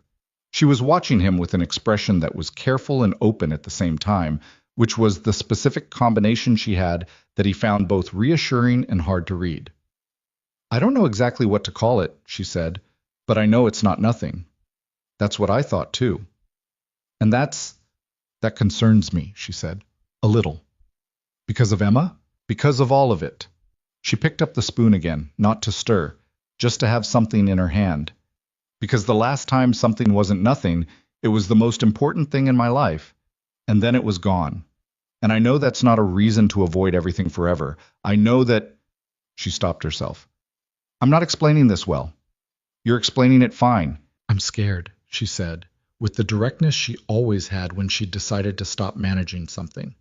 That's what I'm saying. I'm scared of wanting this to be a thing and then having it be what it ends up being, which I don't know yet. I'm scared too, he said. She looked at him. I have been for months, he said. You want to know what specifically? Tell me. That you'll get a clear look at the actual gap between your life and mine and decide it doesn't make sense. He said it without heat or self-pity, just as the honest thing it was. Not in a, I know you don't care about money, but there's a whole world you move in that I don't understand and can't access. And at some point that starts to matter. Ethan. She said his name that particular way. You think I care about access to my world? I think the people in your world care, and that eventually that friction adds up. She put the spoon down entirely and turned to face him. She was close, kitchen close, and there was nothing careful in her expression now. I've spent 3 years in boardrooms, she said quietly, with people who understand my world completely, and none of them made me feel like someone was actually in the room with me. She looked at him steadily. You make me feel like someone's in the room. That's worth more than access. He held her gaze. Okay, he said. Okay? I believe you. A pause. I'm still scared. I know. She almost smiled. Me too. That's the situation. That's the situation, he agreed. From outside came the sound of Emma announcing something in a loud, triumphant voice. They both looked at the window. The kids had somehow constructed a small structure out of sticks and a plastic garden crate, and Emma was standing on top of it with her arms out to the sides, apparently claiming victory. Noah, below her, was examining the structural integrity with a critical eye. Is that safe? Victoria said. It's 8 inches off the ground, Ethan said. She'll be fine. Noah looks like he's filing a complaint. He probably found a load-bearing issue. Victoria looked at him with the corner of her mouth pulled up. Come on, she said, tilting her head toward the back door, before Emma tries to add a second story. They went outside into the cold February air and spent the next hour in the backyard while the kids built things and knocked them over and built them again, and at some point Ethan and Victoria ended up side by side on the back steps with mugs of coffee, watching the children work with the specific, unhurried attention of two people who had nowhere else to be. She told him that evening about the year after James died. She'd never talked about it in this much detail. The specific shape of grief that nobody warned you about, the way it wasn't constant but unpredictable, how you could be fine for a week and then hear a particular song in a grocery store and have to stand in the cereal aisle for 3 minutes collecting yourself while Emma tugged your hand asking if you were okay. Emma was 2, Victoria said. She didn't understand what had happened. She kept asking where Daddy was, and I'd answer and she'd ask again the next day, like she was just checking. Victoria wrapped both hands around her mug. I think she understood more than I gave her credit for. She stopped asking after about 2 months. I don't know if that's better or worse. You said something like that before, Ethan said. At the restaurant, the first night. She looked at him, mildly surprised that he remembered. What did I say? That missing someone is a way of still loving them, that it changes shape. He looked at his coffee. I thought about that for a long time after that night. She was quiet. My mother died when I was 14, he said. It came out without a lot of premeditation. He'd been aware of the potential to say it for a few minutes, and then it just arrived. Cardiac thing. Sudden. She was 41. He paused. My dad kind of went interior after that. He was there. He did everything you were supposed to do. He just wasn't... He stopped. Noah will never meet her. That bothers me sometimes. I think she would have been the grandmother who taught him weird things about plants. Victoria was watching him. Not with the careful, managed sympathy people offered when you told them something like this. Just watching, the way she listened, with her whole attention. Plants, she said. She kept a garden. Knew everything. She used to tell me the Latin names when I was a kid, and I thought it was the most boring thing in the world, and now I kind of wish I'd paid attention. Noah might get there, Victoria said. With the dinosaur names, he'll be fine with Latin. Ethan almost laughed. True. I'm sorry about your mother, she said. 14 is a brutal age to lose someone. Yeah. He looked at the rim of his mug. It is what it is. That's what you said when I told you about James. It just is what it is. Did I? You did. And I appreciated it. Most people say it shouldn't have happened, like there's an alternative version that would have been better. She shook her head slightly. It happened. Happened. Making it conditional doesn't change it. Doesn't, he agreed. They sat with that for a moment. The kids had come inside by then. They could hear them in the other room, Emma showing Noah something in a book, Noah making noises of consideration. The kitchen was warm. Outside it was dark by 5 now, the winter dark that came down fast. Stay for dinner, Victoria said. It wasn't quite a question. Victoria Keats. He hesitated 1 second, not because he didn't want to, but because saying yes felt like it meant something, and he was aware of it meaning something, and he wanted to be honest with himself about what that was. Yeah, he said. Okay. Dinner was pasta, which Victoria made from scratch in a way that suggested she'd learned properly at some point, and which Emma reported was her favorite, and which Noah ate 2 full bowls of, and then looked at the pot with the expression of someone who had found a situation entirely satisfactory. They ate at the kitchen table, the 4 of them, and it was loud in the way that tables with children were loud. Emma wanted to tell a story about something that had happened at school, which turned out to be a story about a bird that had gotten into the classroom, which then became a story about what the bird had seen from up there, which was an imaginative extension Noah found very interesting and began contributing to. The bird probably saw Tommy Frick's lunch, Noah said. Tommy always has the best lunch. What does Tommy have? Emma asked. Little crackers shaped like fish. Emma looked scandalized. We have those at home. I know, Noah said, as if this were a tragedy. Ethan and Victoria were eating and listening and not talking much to each other, but that was okay. It was a different kind of being together than the careful, exploratory kind they'd been doing. It was simpler. Just 4 people at a table, eating pasta, arguing about bird perspectives and fish crackers. After dinner, Noah and Emma fell asleep during a movie in the front room.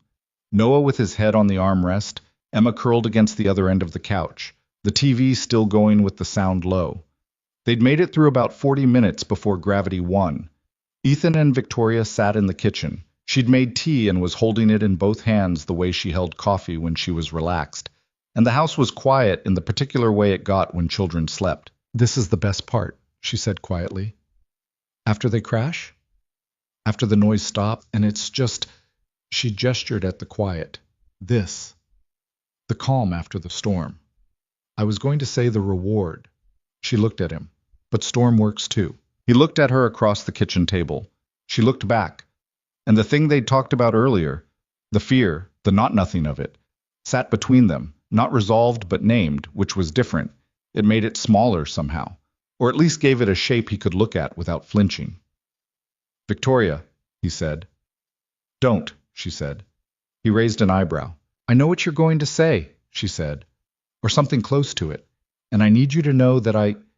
She stopped, started again, more slowly. I want to. I need it to be slow. Not because I don't, not because of you, but because Emma, I know, he said. I understand. Noah too. He held her gaze. I'm not in a hurry. I mean that. She let out a breath. You mean a lot of things, and they tend to turn out to be true. It's slightly annoying. Sorry. Don't be. She looked at her tea. It's actually very... She stopped, seeming to decide against whatever word had been coming. It's good, she said instead. It's just a lot. Yeah, he said. It is.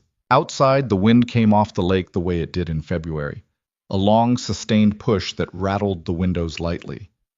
Inside, the refrigerator made its low hum.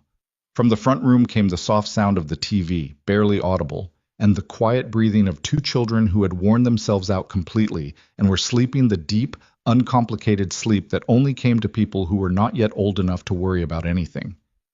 I should get Noah home, Ethan said, not moving. You probably should, Victoria agreed, not moving either. They stayed another 20 minutes in the quiet kitchen, talking about nothing in particular. Her COO's ongoing feud with the Singapore office, Noah's school play in which he had, against all expectation, been upgraded from tree to narrator, which he was approaching with a gravity that suggested he understood the responsibility. Small things. The things that made up time. When he finally carried Noah to the car, the boy stirred just enough to say, Are we going? Without opening his eyes. Yeah, bud, we're going. Was it a good day? Noah asked, already most of the way back under. Ethan buckled him in, smoothed down his hair, which had gotten messy from the couch cushion. Yeah, he said quietly. It was a good day. He stood by the car for a second before getting in. Victoria was at her front door with her arms crossed against the cold, the light from inside making a warm outline around her. She lifted a hand. He lifted one back. He got in the car and drove through the February dark with his son asleep behind him, and he thought about what she'd said. It's not nothing. And thought about the cooking class and the back steps and the kitchen table and the specific way she said his name when she meant something, and he thought, this is already something. Whatever it turns out to be, it's already something. I didn't know what came next. He didn't know if the fear was going to stay as big as it was, or shrink over time, or do something else entirely. He didn't know what the gap between their lives would look like in a year, or 2 years, or whether it would matter the way he was afraid it might. But he knew he was done pretending he wasn't in this. That was enough for one February night. March came in uneven. A week of false spring followed by a hard freeze that killed the first crocuses and left the city looking like it had been promised something and then had it taken back. Ethan had seen it happen enough times to not get his hopes up about Chicago Springs, but that year it felt more personal somehow, the cold coming back just when things had started to open. He and Victoria had not talked about what had been said in her kitchen in February. Not directly. The conversation had happened, they'd acknowledged the weight of it, and then life had folded back over it the way life did. The kids, the work weeks, the Tuesday calls, the Saturday plans. But the thing they'd named was still there, present in the air between them in a way that hadn't existed before. Not uncomfortable, just real. Ethan noticed he stopped bracing himself for the version of events where it ended. He still thought about it sometimes, the old familiar fear working its way up when he was tired or when something reminded him of all the ways things didn't work out. But it had gotten quieter. He took that as information. The first real test came in March, and it didn't come from where he expected. It started with Emma's school. She attended a private school in Lincoln Park, the kind with a waiting list and a website that used words like holistic learning environment without apparent irony. Emma had been there since she was 3. Ethan knew about it the way he knew about several things in Victoria's world, as background, something that existed, not something he'd thought much about. But one Wednesday, Victoria called him mid-afternoon, which she never did, and her voice was tight in a way he hadn't heard before. I need to talk to you about something, she said. Not a crisis, but something. What happened? Emma's teacher called me today. She says Emma has been telling the other kids that she has a dad now. A pause. Apparently she's been saying it for about 3 weeks. Ethan sat with that for a moment. He was on his lunch break, sitting in the truck cab with the engine running for heat. What did the teacher say exactly? That Emma told a boy in her class that her dad was coming to the spring show, that she told her friend Lily that her dad was teaching her about construction. Victoria's voice was careful, controlled. The teacher wasn't unkind about it. She asked if there was a new family situation she should know about. What did you tell her? That there's a person in our lives who matters to Emma and that I'd talk to her at home. A pause. Ethan, I want to be clear. This isn't about you doing anything wrong. You haven't. Emma just... She stopped. She's been watching you with Noah for months. She sees how you are with him. She's 5. She's drawing conclusions I didn't anticipate. He stared at the dashboard for a second. Are you... He stopped, started again. How do you feel about it? A long pause. I feel like I should have had a conversation with her sooner about what you are to us, what this is. I've been avoiding defining it, which was my decision, and Emma just defined it herself in the way that made sense to her. Victoria exhaled. And I feel... She stopped again, which meant she was about to say something true. I feel like she's not entirely wrong, and that's the part I'm sitting with. Ethan said nothing for a moment. She's not entirely wrong, he said. No, Victoria said quietly. She's not. The following Saturday, Ethan came to Victoria's house alone. They decided together that this was a conversation that needed to happen without Noah there. Not because it was secret, but because it needed space, and small children occupied space completely without meaning to.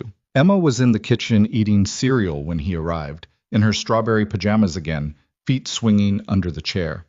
She looked up at him when he came in and said, "Hi, Ethan," the way she always did, with the particular ease of a child who had decided early that someone was safe and had stopped reevaluating. "Hi, Em." He sat down across from her. Victoria stood by the counter watching. Emma continued eating for a moment. Then she looked at him. "Are you mad?" "Why would I be mad?" Mama said she needed to talk to me about what I said at school. Emma's eyes moved to Victoria and back to Ethan with the careful tracking of a child reading the room. Was it wrong? Ethan looked at Victoria, who gave him the smallest nod. Your call. He looked back at Emma.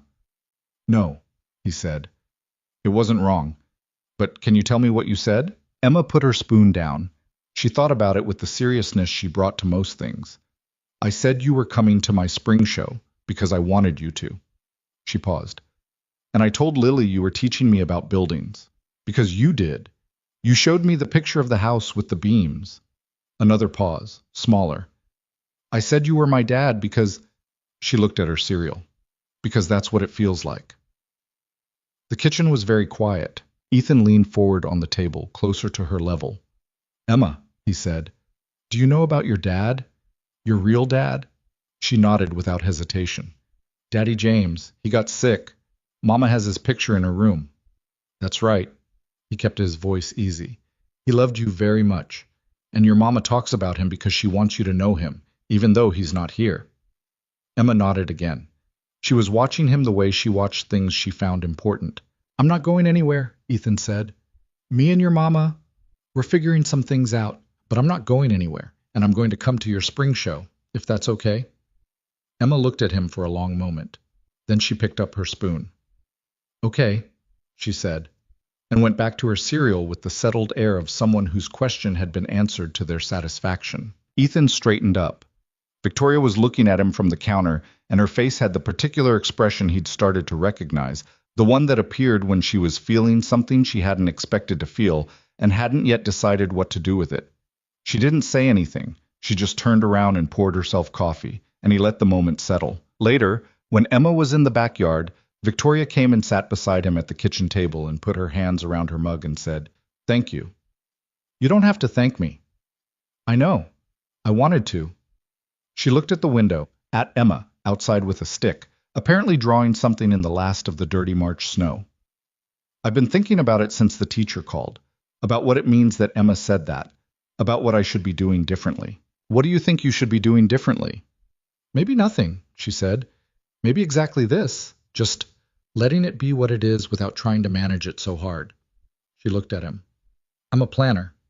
I make contingencies. I account for outcomes. This is the part of my life where I can't do that, and it makes me anxious, he said. Profoundly, she said, with a flat, honest humor that made him want to smile. Emma's not wrong, he said again. She saw something real. I know. Victoria looked at her mug. That's what makes it hard and not hard at the same time. He understood that completely. He didn't try to simplify it. The spring show was 3 weeks later. Ethan came. He sat beside Victoria in the third row of a school auditorium that smelled like construction paper and floor cleaner.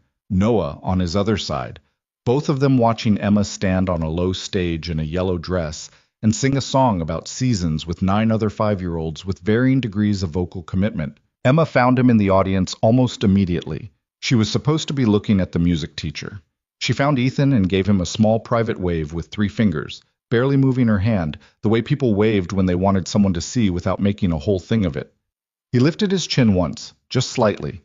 Emma smiled and looked back at the music teacher. Beside him, Victoria said nothing, but she pressed her shoulder briefly against his in a way that was quiet and deliberate, and he let it sit there. Noah watched the performance with the focused attention of a former tree who understood stagecraft. During the applause, he turned to Ethan and said, She's better than the flowers were at my school. She practiced, Ethan said. It shows, Noah said approvingly. Afterward, Emma ran to them across the auditorium floor with the specific velocity of a child released from the formal requirements of standing still. She launched herself at Victoria first, then turned to Ethan and grabbed his hand with both of hers. Did you see me wave? She asked. I saw you. Was it too obvious? Nobody noticed. Emma looked relieved. Then she pulled both of them toward the table of reception food with the authority of a person who knew where the cookies were. April did what April did in Chicago. It couldn't make up its mind. Warm days that made everyone optimistic, cold days that walked those feelings back, rain that came sideways off the lake and made the whole city feel provisional. It was in April that things between Ethan and Victoria became something a different person might have called a relationship, though neither of them used that word aloud. What happened was smaller and larger than a conversation. It was the accumulation of small moments that reached a tipping point and then just were. It happened on a Tuesday that had been particularly bad for both of them. Ethan's job site in Evanston had a structural issue. A contractor had done substandard work on a foundation pour, and Ethan had caught it, and it had turned into a three-way argument between the general contractor, the client, and the project manager, with Ethan in the middle trying to be the person who was right without making enemies he'd need later. He'd fixed it. The fix had cost him 2 weeks of schedule and a relationship with a GC he'd worked with for 5 years. I was tired in the specific way of a person who'd done the right thing and suffered for it anyway. Victoria's Tuesday had involved a board member, a man named Richard Callow, who'd been on the Sinclair Systems board since the early days, and who had, in that morning's meeting, suggested, in the careful language of a man who believed himself to be diplomatic, that perhaps the company had reached a scale that required leadership with different capacities than the current CEO possessed. He had meant her. He had been insufficiently subtle about meaning her. She had responded in the meeting with composed, lethal precision. She had also, by the end of the day, secured enough board support to make Callow's position on the board newly complicated. But it had cost her something. Not the fight itself, but the fact that it had happened at all. That 3 years of building this company to where it was had not been enough to make certain people stop looking at her and calculating what they could take. When she called him that evening, her voice was flat, in a way that wasn't sadness exactly. More like the specific exhaustion of a person who'd been strong all day and was running out of the energy required to continue being it. She told him what happened. He listened without interrupting, which was what she needed. She didn't need advice, she'd already handled it. She needed to say it to someone. He's been doing it in small ways for 2 years, she said. Little comments, bringing in consultants whose reports always seemed to recommend restructuring that would expand the board's authority. I saw it coming. I prepared for it. I handled it. She paused. And I still feel like I got punched. Because you did, Ethan said. The fact that you won doesn't change what he tried to do. She was quiet for a moment. James would have wanted to go find him and say something, she said, and there was something almost fond in her voice. He hated that stuff. Backroom moves. He had no patience for people who didn't just say the thing directly. I have some patience for them, Ethan said, because I've worked with enough of them to know how. But I'd also want to go say something. I know you would. She exhaled slowly. Thank you for listening. Always. A pause. He could hear her moving through the house. The particular sounds of her end-of-night routine, which he'd learned over months of Tuesday calls. Ethan, she said. Yeah. Come over this weekend. Not a plan, not the museum or the park. Just come over. Bring Noah. Let's just be somewhere. Yeah, he said. Okay. Saturday? Saturday. He came Saturday with Noah and a bag of groceries, because he'd asked what she needed, and she'd said she hadn't been to the store and he'd just gone. She opened the door and looked at the bag and said, You didn't have to do that, in a voice that meant she was glad he had. I know, he said. I would have figured something out. I know that too. She stepped back to let him in. It was a slow day, in the best sense. No agenda. The kids built something in the backyard with Emma's collection of leftover garden stakes and a tarp she'd found in the garage, and the whole construction process was narrated loudly and occasionally argued about. Ethan made lunch, nothing complicated, just sandwiches and soup from the groceries he'd brought, and Victoria sat on the counter while he cooked and talked about the Callow situation in the way she hadn't the night before, with more detail and some of the anger she'd been holding back. The worst part, she said, is that he didn't think he was being obvious. He thought he was being strategic. He thought I was the kind of person who wouldn't notice until it was too late. She pulled her knees up, sitting cross-legged on the counter like a college student, which was so different from her usual composed bearing that he had to work not to stare. I've been noticing since the second meeting I was ever in with him. And you waited. I waited until I had everything I needed. She looked at him. Is that cold? It's smart. James said I was the most patient person he'd ever met in a professional context and the least patient in personal ones. She said it with a complicated expression. He wasn't wrong. Are you impatient with me? She considered this with more seriousness than he'd expected. No, she said. You're the exception. A small pause. Which is either a good sign or a sign that I've run out of energy to perform patience. Very romantic, he said.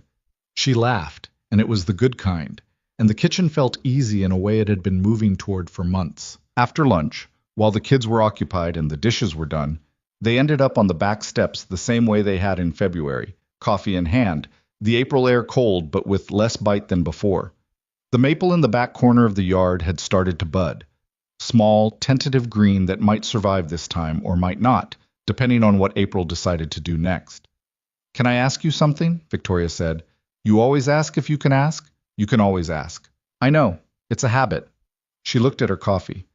What do you want, in the general sense, not about this specifically, in your life? He thought about it the way he tried to think about the real questions, without the first answer, which was usually defensive. For Noah to be okay, he said. Like, actually okay. Not just functional. To grow up and be a person who knows himself. He paused.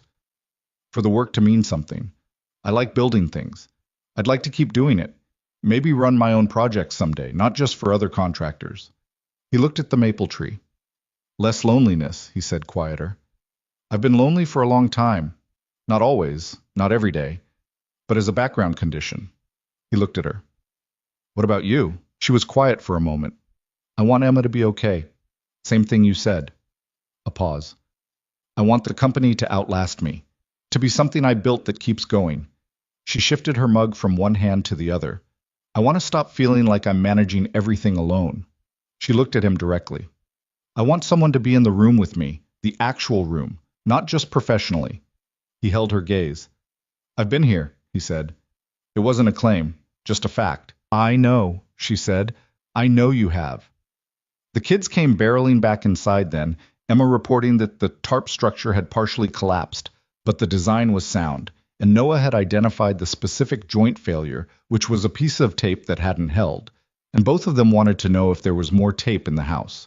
Victoria directed them to the utility drawer and they disappeared again with purpose. The moment that had been building on the back steps didn't get completed in the way it had been heading, and neither of them tried to force it. Some things needed interruption. It wasn't the last chance. The week after, Noah asked Ethan a question he hadn't been ready for. They were driving home from school on a Thursday, the ordinary end-of-week tiredness settling over both of them, Noah in the back with his backpack on his lap. Dad, Noah said. Yeah. Is Victoria your girlfriend? Ethan kept his eyes on the road. He'd known this question was somewhere on the horizon. He'd thought about how to answer it and concluded, the way he usually did with Noah, that the honest version was the right one. She's someone I care about a lot, he said. That's not what I asked. I know. He signaled, changed lanes. We're figuring it out. What does that mean? It means it's not simple. Noah was quiet for a moment. Tommy Frick's dad has a girlfriend. He just says she's his girlfriend. That's good for Tommy Frick's dad. Why is ours more complicated? Ethan thought about how to say it in a way a 6-year-old could hold. Because both of us have been through some hard stuff. And when you've been through hard stuff, you take things slower to make sure you're doing it right. Noah absorbed this. So you like her? Yeah, Ethan said, I do. Does she know? I think she does. Another pause. Emma thinks she knows, Noah said. She told me her mama smiles different when you're there. Ethan stared at the road. Did she? He said. Yeah. Noah looked out the window. I think that's good. Me too, bud. He called Victoria that night and didn't tell her about the conversation with Noah immediately. They talked for a while about other things, and somewhere in the middle of it he said, I need to tell you something Emma said, apparently. What did Emma say? He told her. There was a silence on the line. I'm going to have to talk to that child about discretion, Victoria said, but her voice had something in it that wasn't anything like upset. She's 5, Ethan said. Discretion comes later. Apparently. A pause. Ethan. Yeah. She's not wrong. A beat. Quiet. I smiled different. I was sitting at his kitchen table again, same table where he'd made the first call back in November, and the apartment looked the same as it always did, and he felt entirely different than he had then. I know, he said softly. I just wanted to... She stopped. I wanted you to know that I know it, and I'm not scared of it anymore, not the same way. Okay, he said. Okay? I'm glad, he said. Really? She exhaled. Good.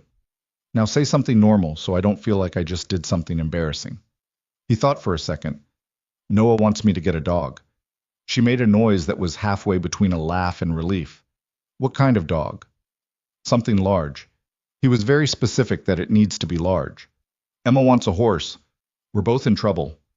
We really are. And they talked for another hour, easy and ordinary, and when he hung up, he sat there for a minute and thought about the word she'd used, anymore, and what it meant that she'd put it right there in the sentence without hedging, not scared anymore, not the same way. He thought about the spring show and Emma's three-finger wave, about Noah on the drive home deciding that smiling different was good, about Victoria on her kitchen counter talking about a board member with her knees pulled up like the composure had taken the night off. I thought about how nothing about any of it had been smooth or simple or what either of them had planned for. It had been hard in all the ways real things were hard and good, in all the ways real things were good, and the two of them had just kept showing up, imperfect and tired and carrying their histories, and it had become something. May arrived. The crocuses tried again, and this time the weather let them. The maple in Victoria's backyard went properly green. Noah's school play happened, and he delivered his narrator role with the authority of someone who had been born for it, though he would later admit to Ethan that he'd forgotten one line and improvised something that he claimed was basically the same thing. Emma came to the play.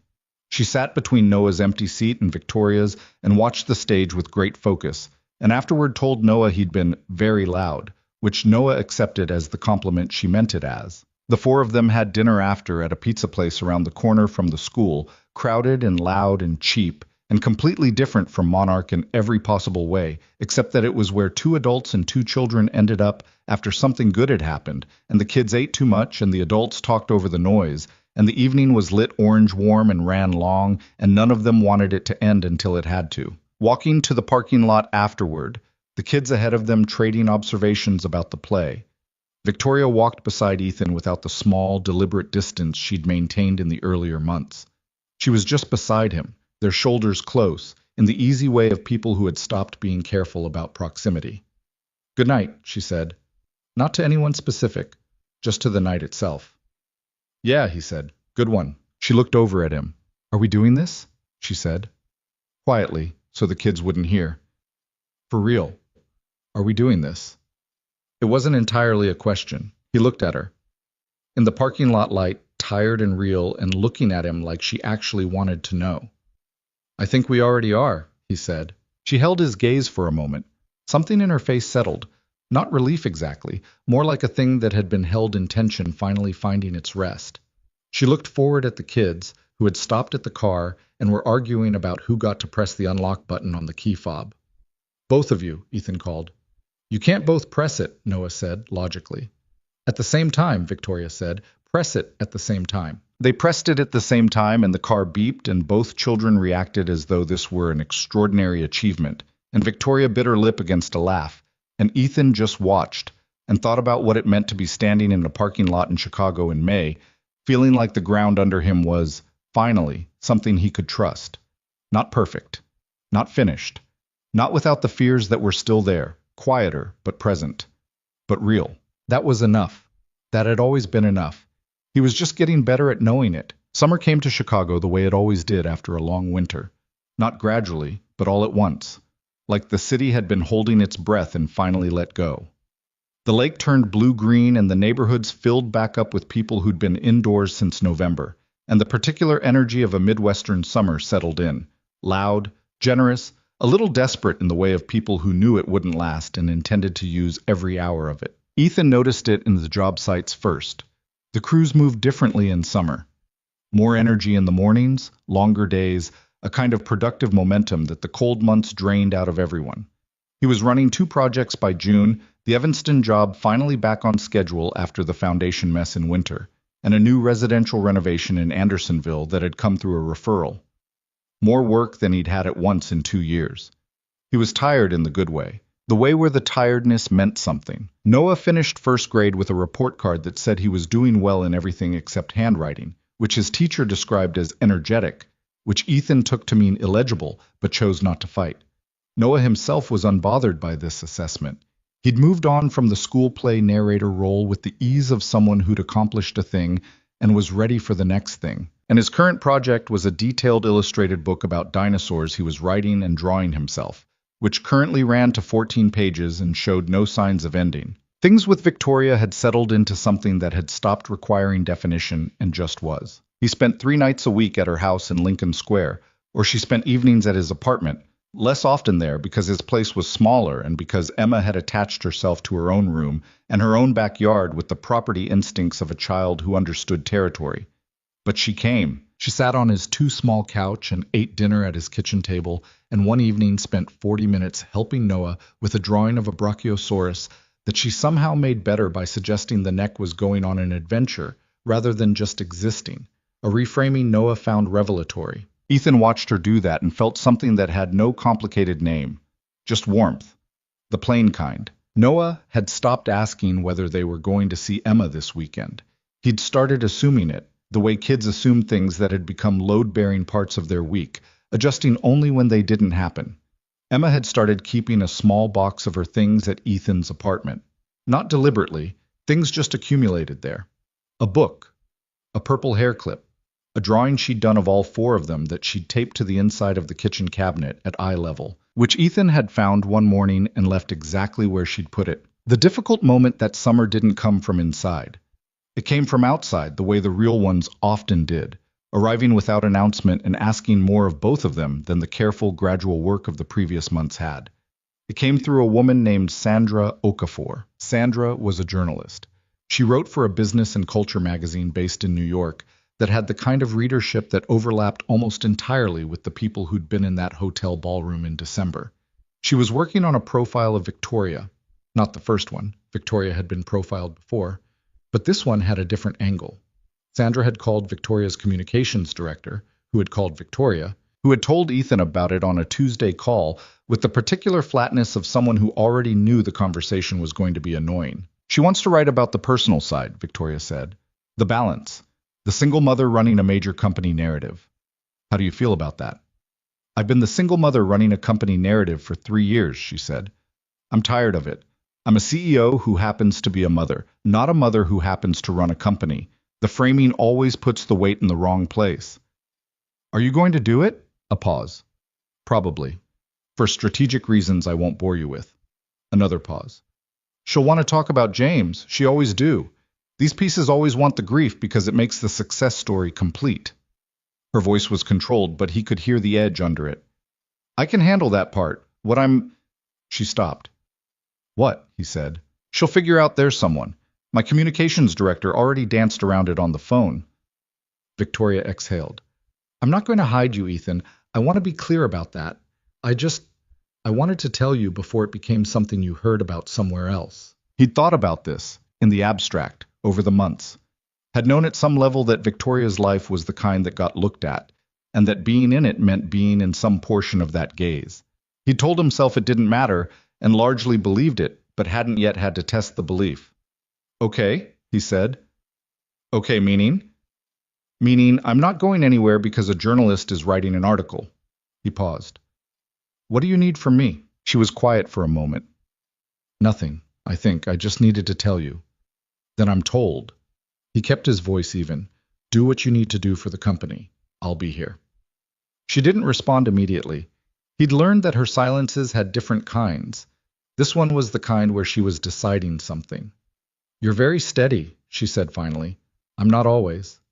You are with me. He didn't know what to say to that, except that it was true, and that he'd decided, somewhere in the winter, to be the person who showed up without flinching at the things that would have made him flinch before. It wasn't that he'd become different. He'd just stopped letting the old fear run the decision-making. The profile ran in August. Sandra Okafor turned out to be a skilled and fair writer. The piece was about Victoria's building of Sinclair systems. The board confrontation with Callow framed as an example of her operational instincts. The story of James handled with more restraint than Victoria had expected. There was one paragraph near the end about a meaningful personal relationship with someone outside her professional world. It described him by profession and named the children's friendship. It was 3 sentences. Victoria called him when the piece went up. 3 sentences, she said. I counted, he said. That's all she needed. I think Sandra understood what I was protecting. Emma and Noah? Primarily. A pause. And you? I said your life wasn't public and she respected it. He could hear something in her voice, relief, but more than that. Something that sounded like she'd been bracing for it to go differently, and it hadn't, and she was sitting with the surprise of that. Are you okay with 3 sentences? I'm okay with 0 sentences, he said. I don't need the article. I know. Her voice was warm now. That's probably why I wanted to protect it. The article moved through her professional world the way those things did. Briefly. And then it was over. A few colleagues mentioned it. Richard Callow, whose position on the board was now genuinely precarious, said nothing about it, which Victoria took as information. The world continued. What the article did, quietly and without fanfare, was settle something between them that had still been slightly unsettled. The question of how Victoria held what they had against the version of herself the world saw. She'd chosen. She'd protected it. She'd done it without making a performance of the choice. Ethan didn't say that. But he thought it, and it mattered. The harder moment came in September, and it involved Noah, and Ethan had not seen it coming at all. It was a Sunday evening. Victoria and Emma had been at the house.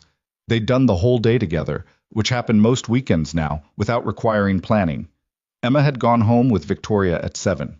Ethan had put Noah to bed at 8:30 and come back to the kitchen to do the dishes, and noticed, as he was doing them, that Noah hadn't been entirely himself that afternoon, quieter than usual. He'd played with Emma, but with less intensity. He'd eaten dinner without the running commentary on the day's events that was his standard mode. Ethan dried his hands and went back to Noah's room. The light was still on. Noah was supposed to be asleep, but never was for at least 40 minutes after lights out. He was lying on his back looking at the ceiling, which was not his usual posture. Usually, he was face down in a book. Hey, Ethan said. You okay? Noah kept looking at the ceiling. Yeah. Ethan sat on the edge of the bed. He'd learned over 6 years of this that you didn't push directly. You sat, you waited, you let the thing come at its own pace. 90 seconds passed. Dad, Noah said. Yeah. Emma has a picture of her dad in her room. A pause. She showed me. Ethan stayed still. He looked like a nice person, Noah said. I think he was. Another pause. Noah turned his head and looked at Ethan with the particular direct gaze he had when he was about to say the real thing. I don't have a picture of my mom. Ethan felt this in his chest. He kept his face neutral, not because he was performing calm, but because Noah needed the actual calm, not the performance of it. No, he said. You don't. Do you have one? He thought about it. Somewhere, a shoebox in the closet that he'd never opened with Noah present. A few photographs from before, from the brief period when they'd all 3 been something that didn't last. I have some, he said. Not many. Noah looked back at the ceiling. Emma misses her dad even though she didn't know him much. She said so. A pause. I don't miss my mom because I never knew her. Is that weird? Ethan looked at his son. 7 years old now, since June. This kid who had opinions about structural integrity and wrote books about dinosaurs, and had decided, with the authority of a small person who understood what he valued, that Emma was a fast learner and that smiling different was good. No, Ethan said carefully. It's not weird. You can miss an idea of someone. Or not. There's no rule about it. I kind of think about her sometimes, Noah said. Like, what she's like. Not sad. Just wondering. That makes sense. Do you think she thinks about me? This was the question Ethan had known for 6 years would come, had prepared for it and revised the preparation and prepared again. And now it was here, and all the prepared versions felt slightly wrong. He told the truth, which was the only version of this conversation that would hold up over time. I don't know, he said. I hope so. I think people are more complicated than we can see from outside. He looked at Noah. I know that she not being here isn't about you. It was about her. Whatever she was going through, it was hers, not something you caused or could have fixed. Noah was quiet for a moment. Did she leave because of me? No, Ethan said, immediately and completely. No. She left because she wasn't ready, and that's about her, not you. You were 8 months old. You were... His voice threatened to do something. He managed it. You were the best thing that existed. You still are. Noah looked at him. But she still left. Yeah, Ethan said. She did. I didn't try to make it okay. He just let the truth of it sit, without trying to soften it into something it wasn't, because Noah was old enough now to feel the difference. That's sad, Noah said, with the matter-of-fact tone of a child landing on a conclusion. Yeah, Ethan said. It is. Noah was quiet for a minute. Then he said, Victoria's nice. She is. She's not my mom. No, she's not. But she's... Noah seemed to be trying to find a word for a thing that didn't have an easy one. She's our person now, right? Ethan looked at him. Yeah, he said, she is. Noah nodded, apparently satisfied. He reached down and pulled his dinosaur book off the floor, cracked it open, and resumed reading with the ease of someone who had resolved a thing that needed resolving. Good night, Ethan said. Night, Dad. Ethan went back to the kitchen and stood at the sink for a moment with his hands on the counter and the particular feeling of having gotten through something by the skin of his teeth. Not because he'd handled it wrong, because it was hard, and hard things felt that way even when you did them right. He texted Victoria. Not the full conversation, just, Noah asked about his mom tonight. He's okay. I'm okay. Just needed to tell someone. She replied in 4 minutes. Are you sure you're okay? Yes, he wrote. I'm here if you're not, she wrote back. He put his phone down and finished the dishes and went to bed and lay there in the dark for a while thinking about what Noah had said. She's our person now.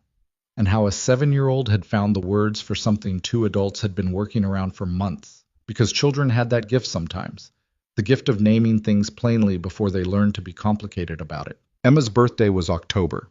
She turned 6 the way she did most things, with great seriousness and specific opinions.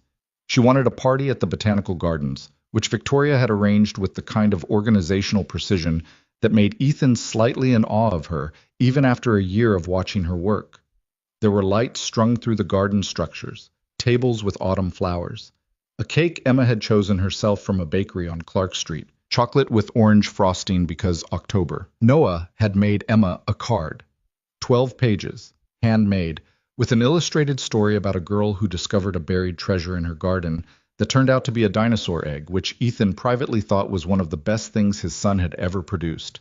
Emma read it 3 times and then carried it around for the rest of the party. Ethan stood with Victoria near the garden path, while the kids ran through the small crowd of Emma's school friends. The party at that specific good point where everything was happening and nobody needed anything from the adults for a few minutes. She's 6, Victoria said. She was watching Emma with an expression Ethan had come to know. The fierce, exhausted, completely involuntary love of a parent watching their child exist in the world. She is, he said. She was 3 when James died. Victoria's voice was quiet. She's been 3 years without him. She's had 3 years of him and 3 years without, and they're even now. She paused. I don't know why that particular math hits me every year. Because it's real, Ethan said. Yeah. She watched Emma take Noah's hand and pull him toward a garden light. She's okay. She's genuinely okay. She is. She's more than okay. Victoria shook her head slightly, not in disagreement, but in the way of someone who is moved by a fact and can't entirely hold it. She's herself, completely herself. I don't know where she got it. You, Ethan said. She got it from you. Victoria looked at him. The way she looks at things, he said. The way she decides what matters and doesn't care about the rest. That's you. She held his gaze for a moment. In the garden light, her eyes were dark and clear, and he could see the specific weight she carried in them, grief and pride and love, and the particular loneliness of raising something precious without the person you'd planned to do it with, and he stood with all of it without looking away. I want to say something to you, she said. Okay, I've been trying to figure out when to say it for about 3 months. She looked down briefly, then back up. I love you. She said it without performance, quietly, directly, in the way she said the things that mattered. I don't mean it the way people mean it when they're trying to say the right thing.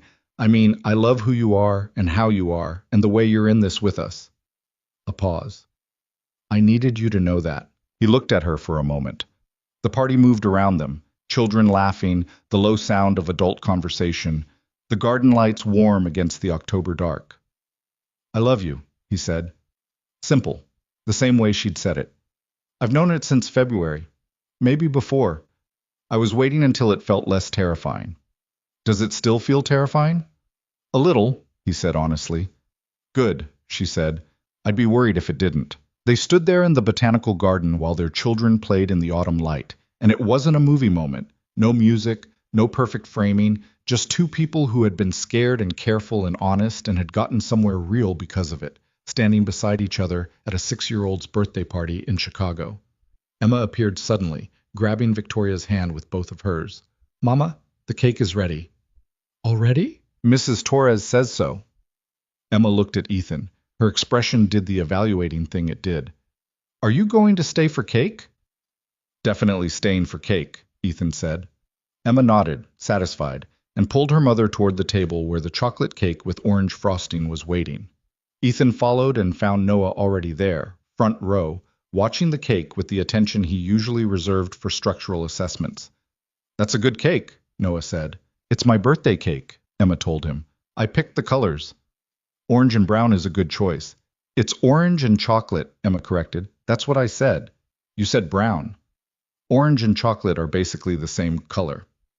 Emma gave him the look of someone who had found a flaw in an otherwise acceptable argument and was deciding whether to press it. She decided not to. You can have a big piece, she said, which was her version of letting it go. Victoria lit the candles. The small crowd gathered. Emma stood in front of the cake with the focus of a person who understood the weight of the wish. She closed her eyes and held them closed for a full 5 seconds, while the candles threw small orange light onto her face. Ethan stood beside Victoria. Without either of them planning it, she reached over and took his hand, and he held it, and they stood there while Emma made her wish in the October dark, with the botanical garden around them, and the city beyond that, and everything that had happened over the past year sitting quietly inside the moment. Emma opened her eyes and blew out the candles in one breath. Everyone applauded. Noah turned to Ethan and said, in a low, satisfied voice, "She got it all." "She did," Ethan said. There was a question Ethan had been carrying since the summer, when he'd bought a small ring from a jeweler in Logan Square and put it in the shoebox in his closet, not the shoebox with the old photographs, a different one, and had been trying to figure out the right moment ever since. The truth was there was no right moment. He'd come to understand that over the past year. He'd spent most of his life waiting for conditions to be correct and missing things while he waited. Victoria had taught him that, without meaning to, just by the way she operated, the way she said, "I'm scared, but I'm doing it anyway," and then did it anyway. He'd told Marcus about the ring in August.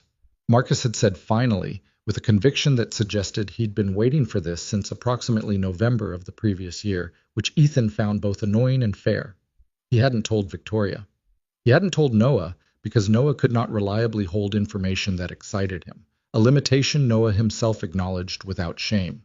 He'd told Emma, not intentionally. It had happened because Emma had a quality, which was the quality of being completely present with the person she was talking to, that made you say things you hadn't planned to say. They'd been in Victoria's backyard one afternoon in September, just the two of them, because Noah was at the bathroom and Victoria was on a call, and Emma had been looking at him with that serious, evaluating look. "Are you going to stay?" Emma had asked, simply, directly, the way she asked things. He'd looked at her.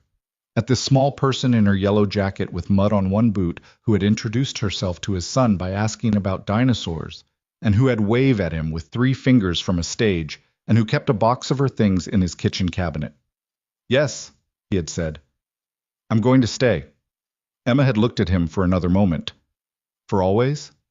He'd thought about the ring in the shoebox, about timing and conditions and all the ways he'd taught himself to wait. "I want to ask your mama something," he'd said, "when the time is right." Emma had tilted her head. "About staying for always?" "About that, yeah." Emma had nodded with the gravity she brought to important information.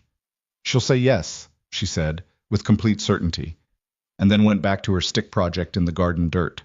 He'd sat there for a second processing the confidence of a 5-year-old, now 6, who believed certain things absolutely and was not conflicted about them. He decided, standing in the botanical garden with the birthday candles just blown out, and his hand in Victoria's and Noah discussing the cake with Emma, that the right moment wasn't something you waited for. It was something you made out of ordinary material, in a place that meant something because you'd put meaning into it with your time and your showing up and your choosing, over and over, without guarantee. He squeezed Victoria's hand once. She looked at him. "Later," he said quietly. "I need to tell you something later." She read his face the way she'd gotten good at reading it over a year of this. Something shifted in her expression, not quite understanding, but something adjacent to it, something that knew. Okay, she said. They ate cake. Emma declared it the best cake in the history of cakes, which Noah assessed and confirmed was accurate. The party wound down in the slow, natural way of good things ending. Guests leaving in small groups, children getting tired, the garden light staying warm against the cooling air. When the last guests had gone, and Emma was asleep in Victoria's arms, genuinely crashed this time, and Noah was sitting on a garden bench with his head tilted against Ethan's shoulder, doing the thing where he was awake, but barely. Ethan looked at Victoria across their sleeping children and said quietly, "I have something in my coat pocket." Victoria looked at him. In the remaining garden light, the party cleared away, and the four of them the only ones left. She looked at him with those dark, steady eyes and said nothing. He reached into his inside coat pocket and brought out the small box and held it in his hand without opening it. "I'm not doing this correctly," he said. "There's no speech. I don't have a speech." "Ethan, I know it's Emma's birthday, and that's probably not ideal timing, and Noah is half asleep on my shoulder." He stopped. "But I've been waiting for the right moment for 3 months. And I asked Emma about it in September, and she told me you'd say yes, and I trust her judgment." Victoria's expression did several things in quick succession. Surprise, the beginning of something larger, and then the specific contained emotion of a person trying not to feel too much in a public space, even though the public had all gone home. "You asked Emma," she said. "Not exactly. She extracted it from me. There's a difference." Noah lifted his head from Ethan's shoulder. "What's happening?" he said, half asleep. "I'm asking your mom something," Ethan said. Noah blinked at the box, then at Victoria, then back at Ethan with the evaluating look he shared, without knowing it, with Emma. "Is this the thing?" he said. "This is the thing." Noah sat up straighter, nudged Emma. "Emma," he said, "wake up." Emma stirred against Victoria's shoulder and opened her eyes partway. She looked around, looked at Ethan, looked at the box, and whatever sleep had been in her face cleared, just briefly, because she had been told in September and had been holding the information with the care of someone who understood its weight. "Oh," Emma said softly. Ethan looked at Victoria. "I'm not the person you planned for," he said. "I know that. I know what you had, and what it cost you to lose it. I'm not asking you to replace anything." He held her gaze. "I'm just a guy who showed up to the wrong restaurant with his kid and sat down across from someone who changed what he thought his life was going to look like." He paused. "I want to stay for always. For you, and for Emma. I want Noah to have a home that's got all four of us in it." He opened the box. "If you want that too." The botanical garden was quiet. The city moved beyond the walls. Victoria looked at the ring and then at him, and her eyes were bright in the way of someone who had decided they were allowed to feel this. "Emma told you I'd say yes," she said. "She was very certain." Victoria looked at her daughter. Emma, still held in her mother's arms, looked back with the patience of someone who had already done the math. "Did you know about this?" Victoria asked her. "A little," Emma said. "And you kept it secret." Emma considered this. "I kept it safe," she said, which was different and more accurate, and both of them knew it. Victoria looked at Ethan. "Yes," she said, "not complicated, just that." Noah made a sound that was not quite a word but expressed his position clearly. Emma put both arms around her mother's neck and held on, and Victoria held her and reached her other hand toward Ethan, and he took it, and the four of them stayed like that in the October garden for a moment that wasn't perfect in any external sense. A sleeping child woken up, no music, a man without a speech, but was completely real, which was the only thing it needed to be. Later, driving home with Noah. Genuinely asleep in the back seat this time, Ethan thought about the shoebox with the old photographs. He'd looked at them once, earlier in the year, without really intending to. His ex-wife's face, young, and already leaving in some way even in the early pictures, and Noah as a baby, round-faced and unaware. He thought about his mother's garden and the Latin names he hadn't paid attention to, about his father going interior, and how Ethan had promised himself at 14 he'd be the kind of person who didn't do that, and how he'd spent years being uncertain whether he'd kept that promise. He thought about a 6-year-old pulling him through a restaurant door on the grounds of hunger. The thing about second chances, he understood now, the thing nobody told you, was that they didn't announce themselves. They didn't come with a clear sign that said, "This is it. This is the thing you get to do over." They came as ordinary nights with canceled babysitters and wrong restaurants, and two small children deciding, independently and correctly, that the adults needed to stop waiting for conditions to be right. He'd spent years thinking he wasn't the kind of person who got the good version of things. Not because he was broken, but because the good version seemed to require some quality. He wasn't sure he had. Some ease with the world. Some fit with the spaces luck lived in. He'd been wrong about that. Not in the way of a story where someone gets what they deserve because they're good. That wasn't how it worked, and he'd seen enough to know it. But in the simpler way of a person who had kept showing up, imperfect and tired and carrying his whole history, and had found that that was enough. That it had always been enough. Victoria's light was on in Lincoln Square when he passed the street. He didn't stop. Noah was asleep, and he needed to get him home. But he looked at it. Warm yellow against the dark. He'd be back tomorrow. He'd be back because there was a box of Emma's things in his kitchen cabinet, and a ring on Victoria's finger, and a 7-year-old in the back seat who had declared she's our person now, with the authority of someone who had made his own peace with how life arranged itself when you let it. He'd be back because that was what staying meant. Not the gesture of it, not the decision in a garden, the returning, the daily choosing, the breakfast dishes, and the Tuesday calls, and the carrying children to cars, and the arguments about structural integrity, and the cold nights on fire escapes needing air. The slow, unglamorous accumulation of being present in someone's life until the presence became part of the structure, load-bearing, holding weight. He got home. Carried Noah in from the parking lot the way he'd done 100 times. Dead weight, warm, familiar. Laid him in his bed, took off his shoes, pulled the blanket up. Noah's dinosaur book was on the pillow. 14 pages, handmade, the story not finished yet. He stood in the doorway for a second. "Good night, bud," he said quietly. Noah didn't answer. He was already in the deep, uncomplicated sleep of a child who had gone to a birthday party and seen something important happen and eaten too much cake and had no outstanding worries about the morning. Ethan went to the kitchen, left the light on over the sink the way he always did, stood for a moment in the quiet apartment with the refrigerator hum and the street sounds, and the particular feeling of a night that had meant something settling into its place among the other nights. He looked at the cabinet above the counter.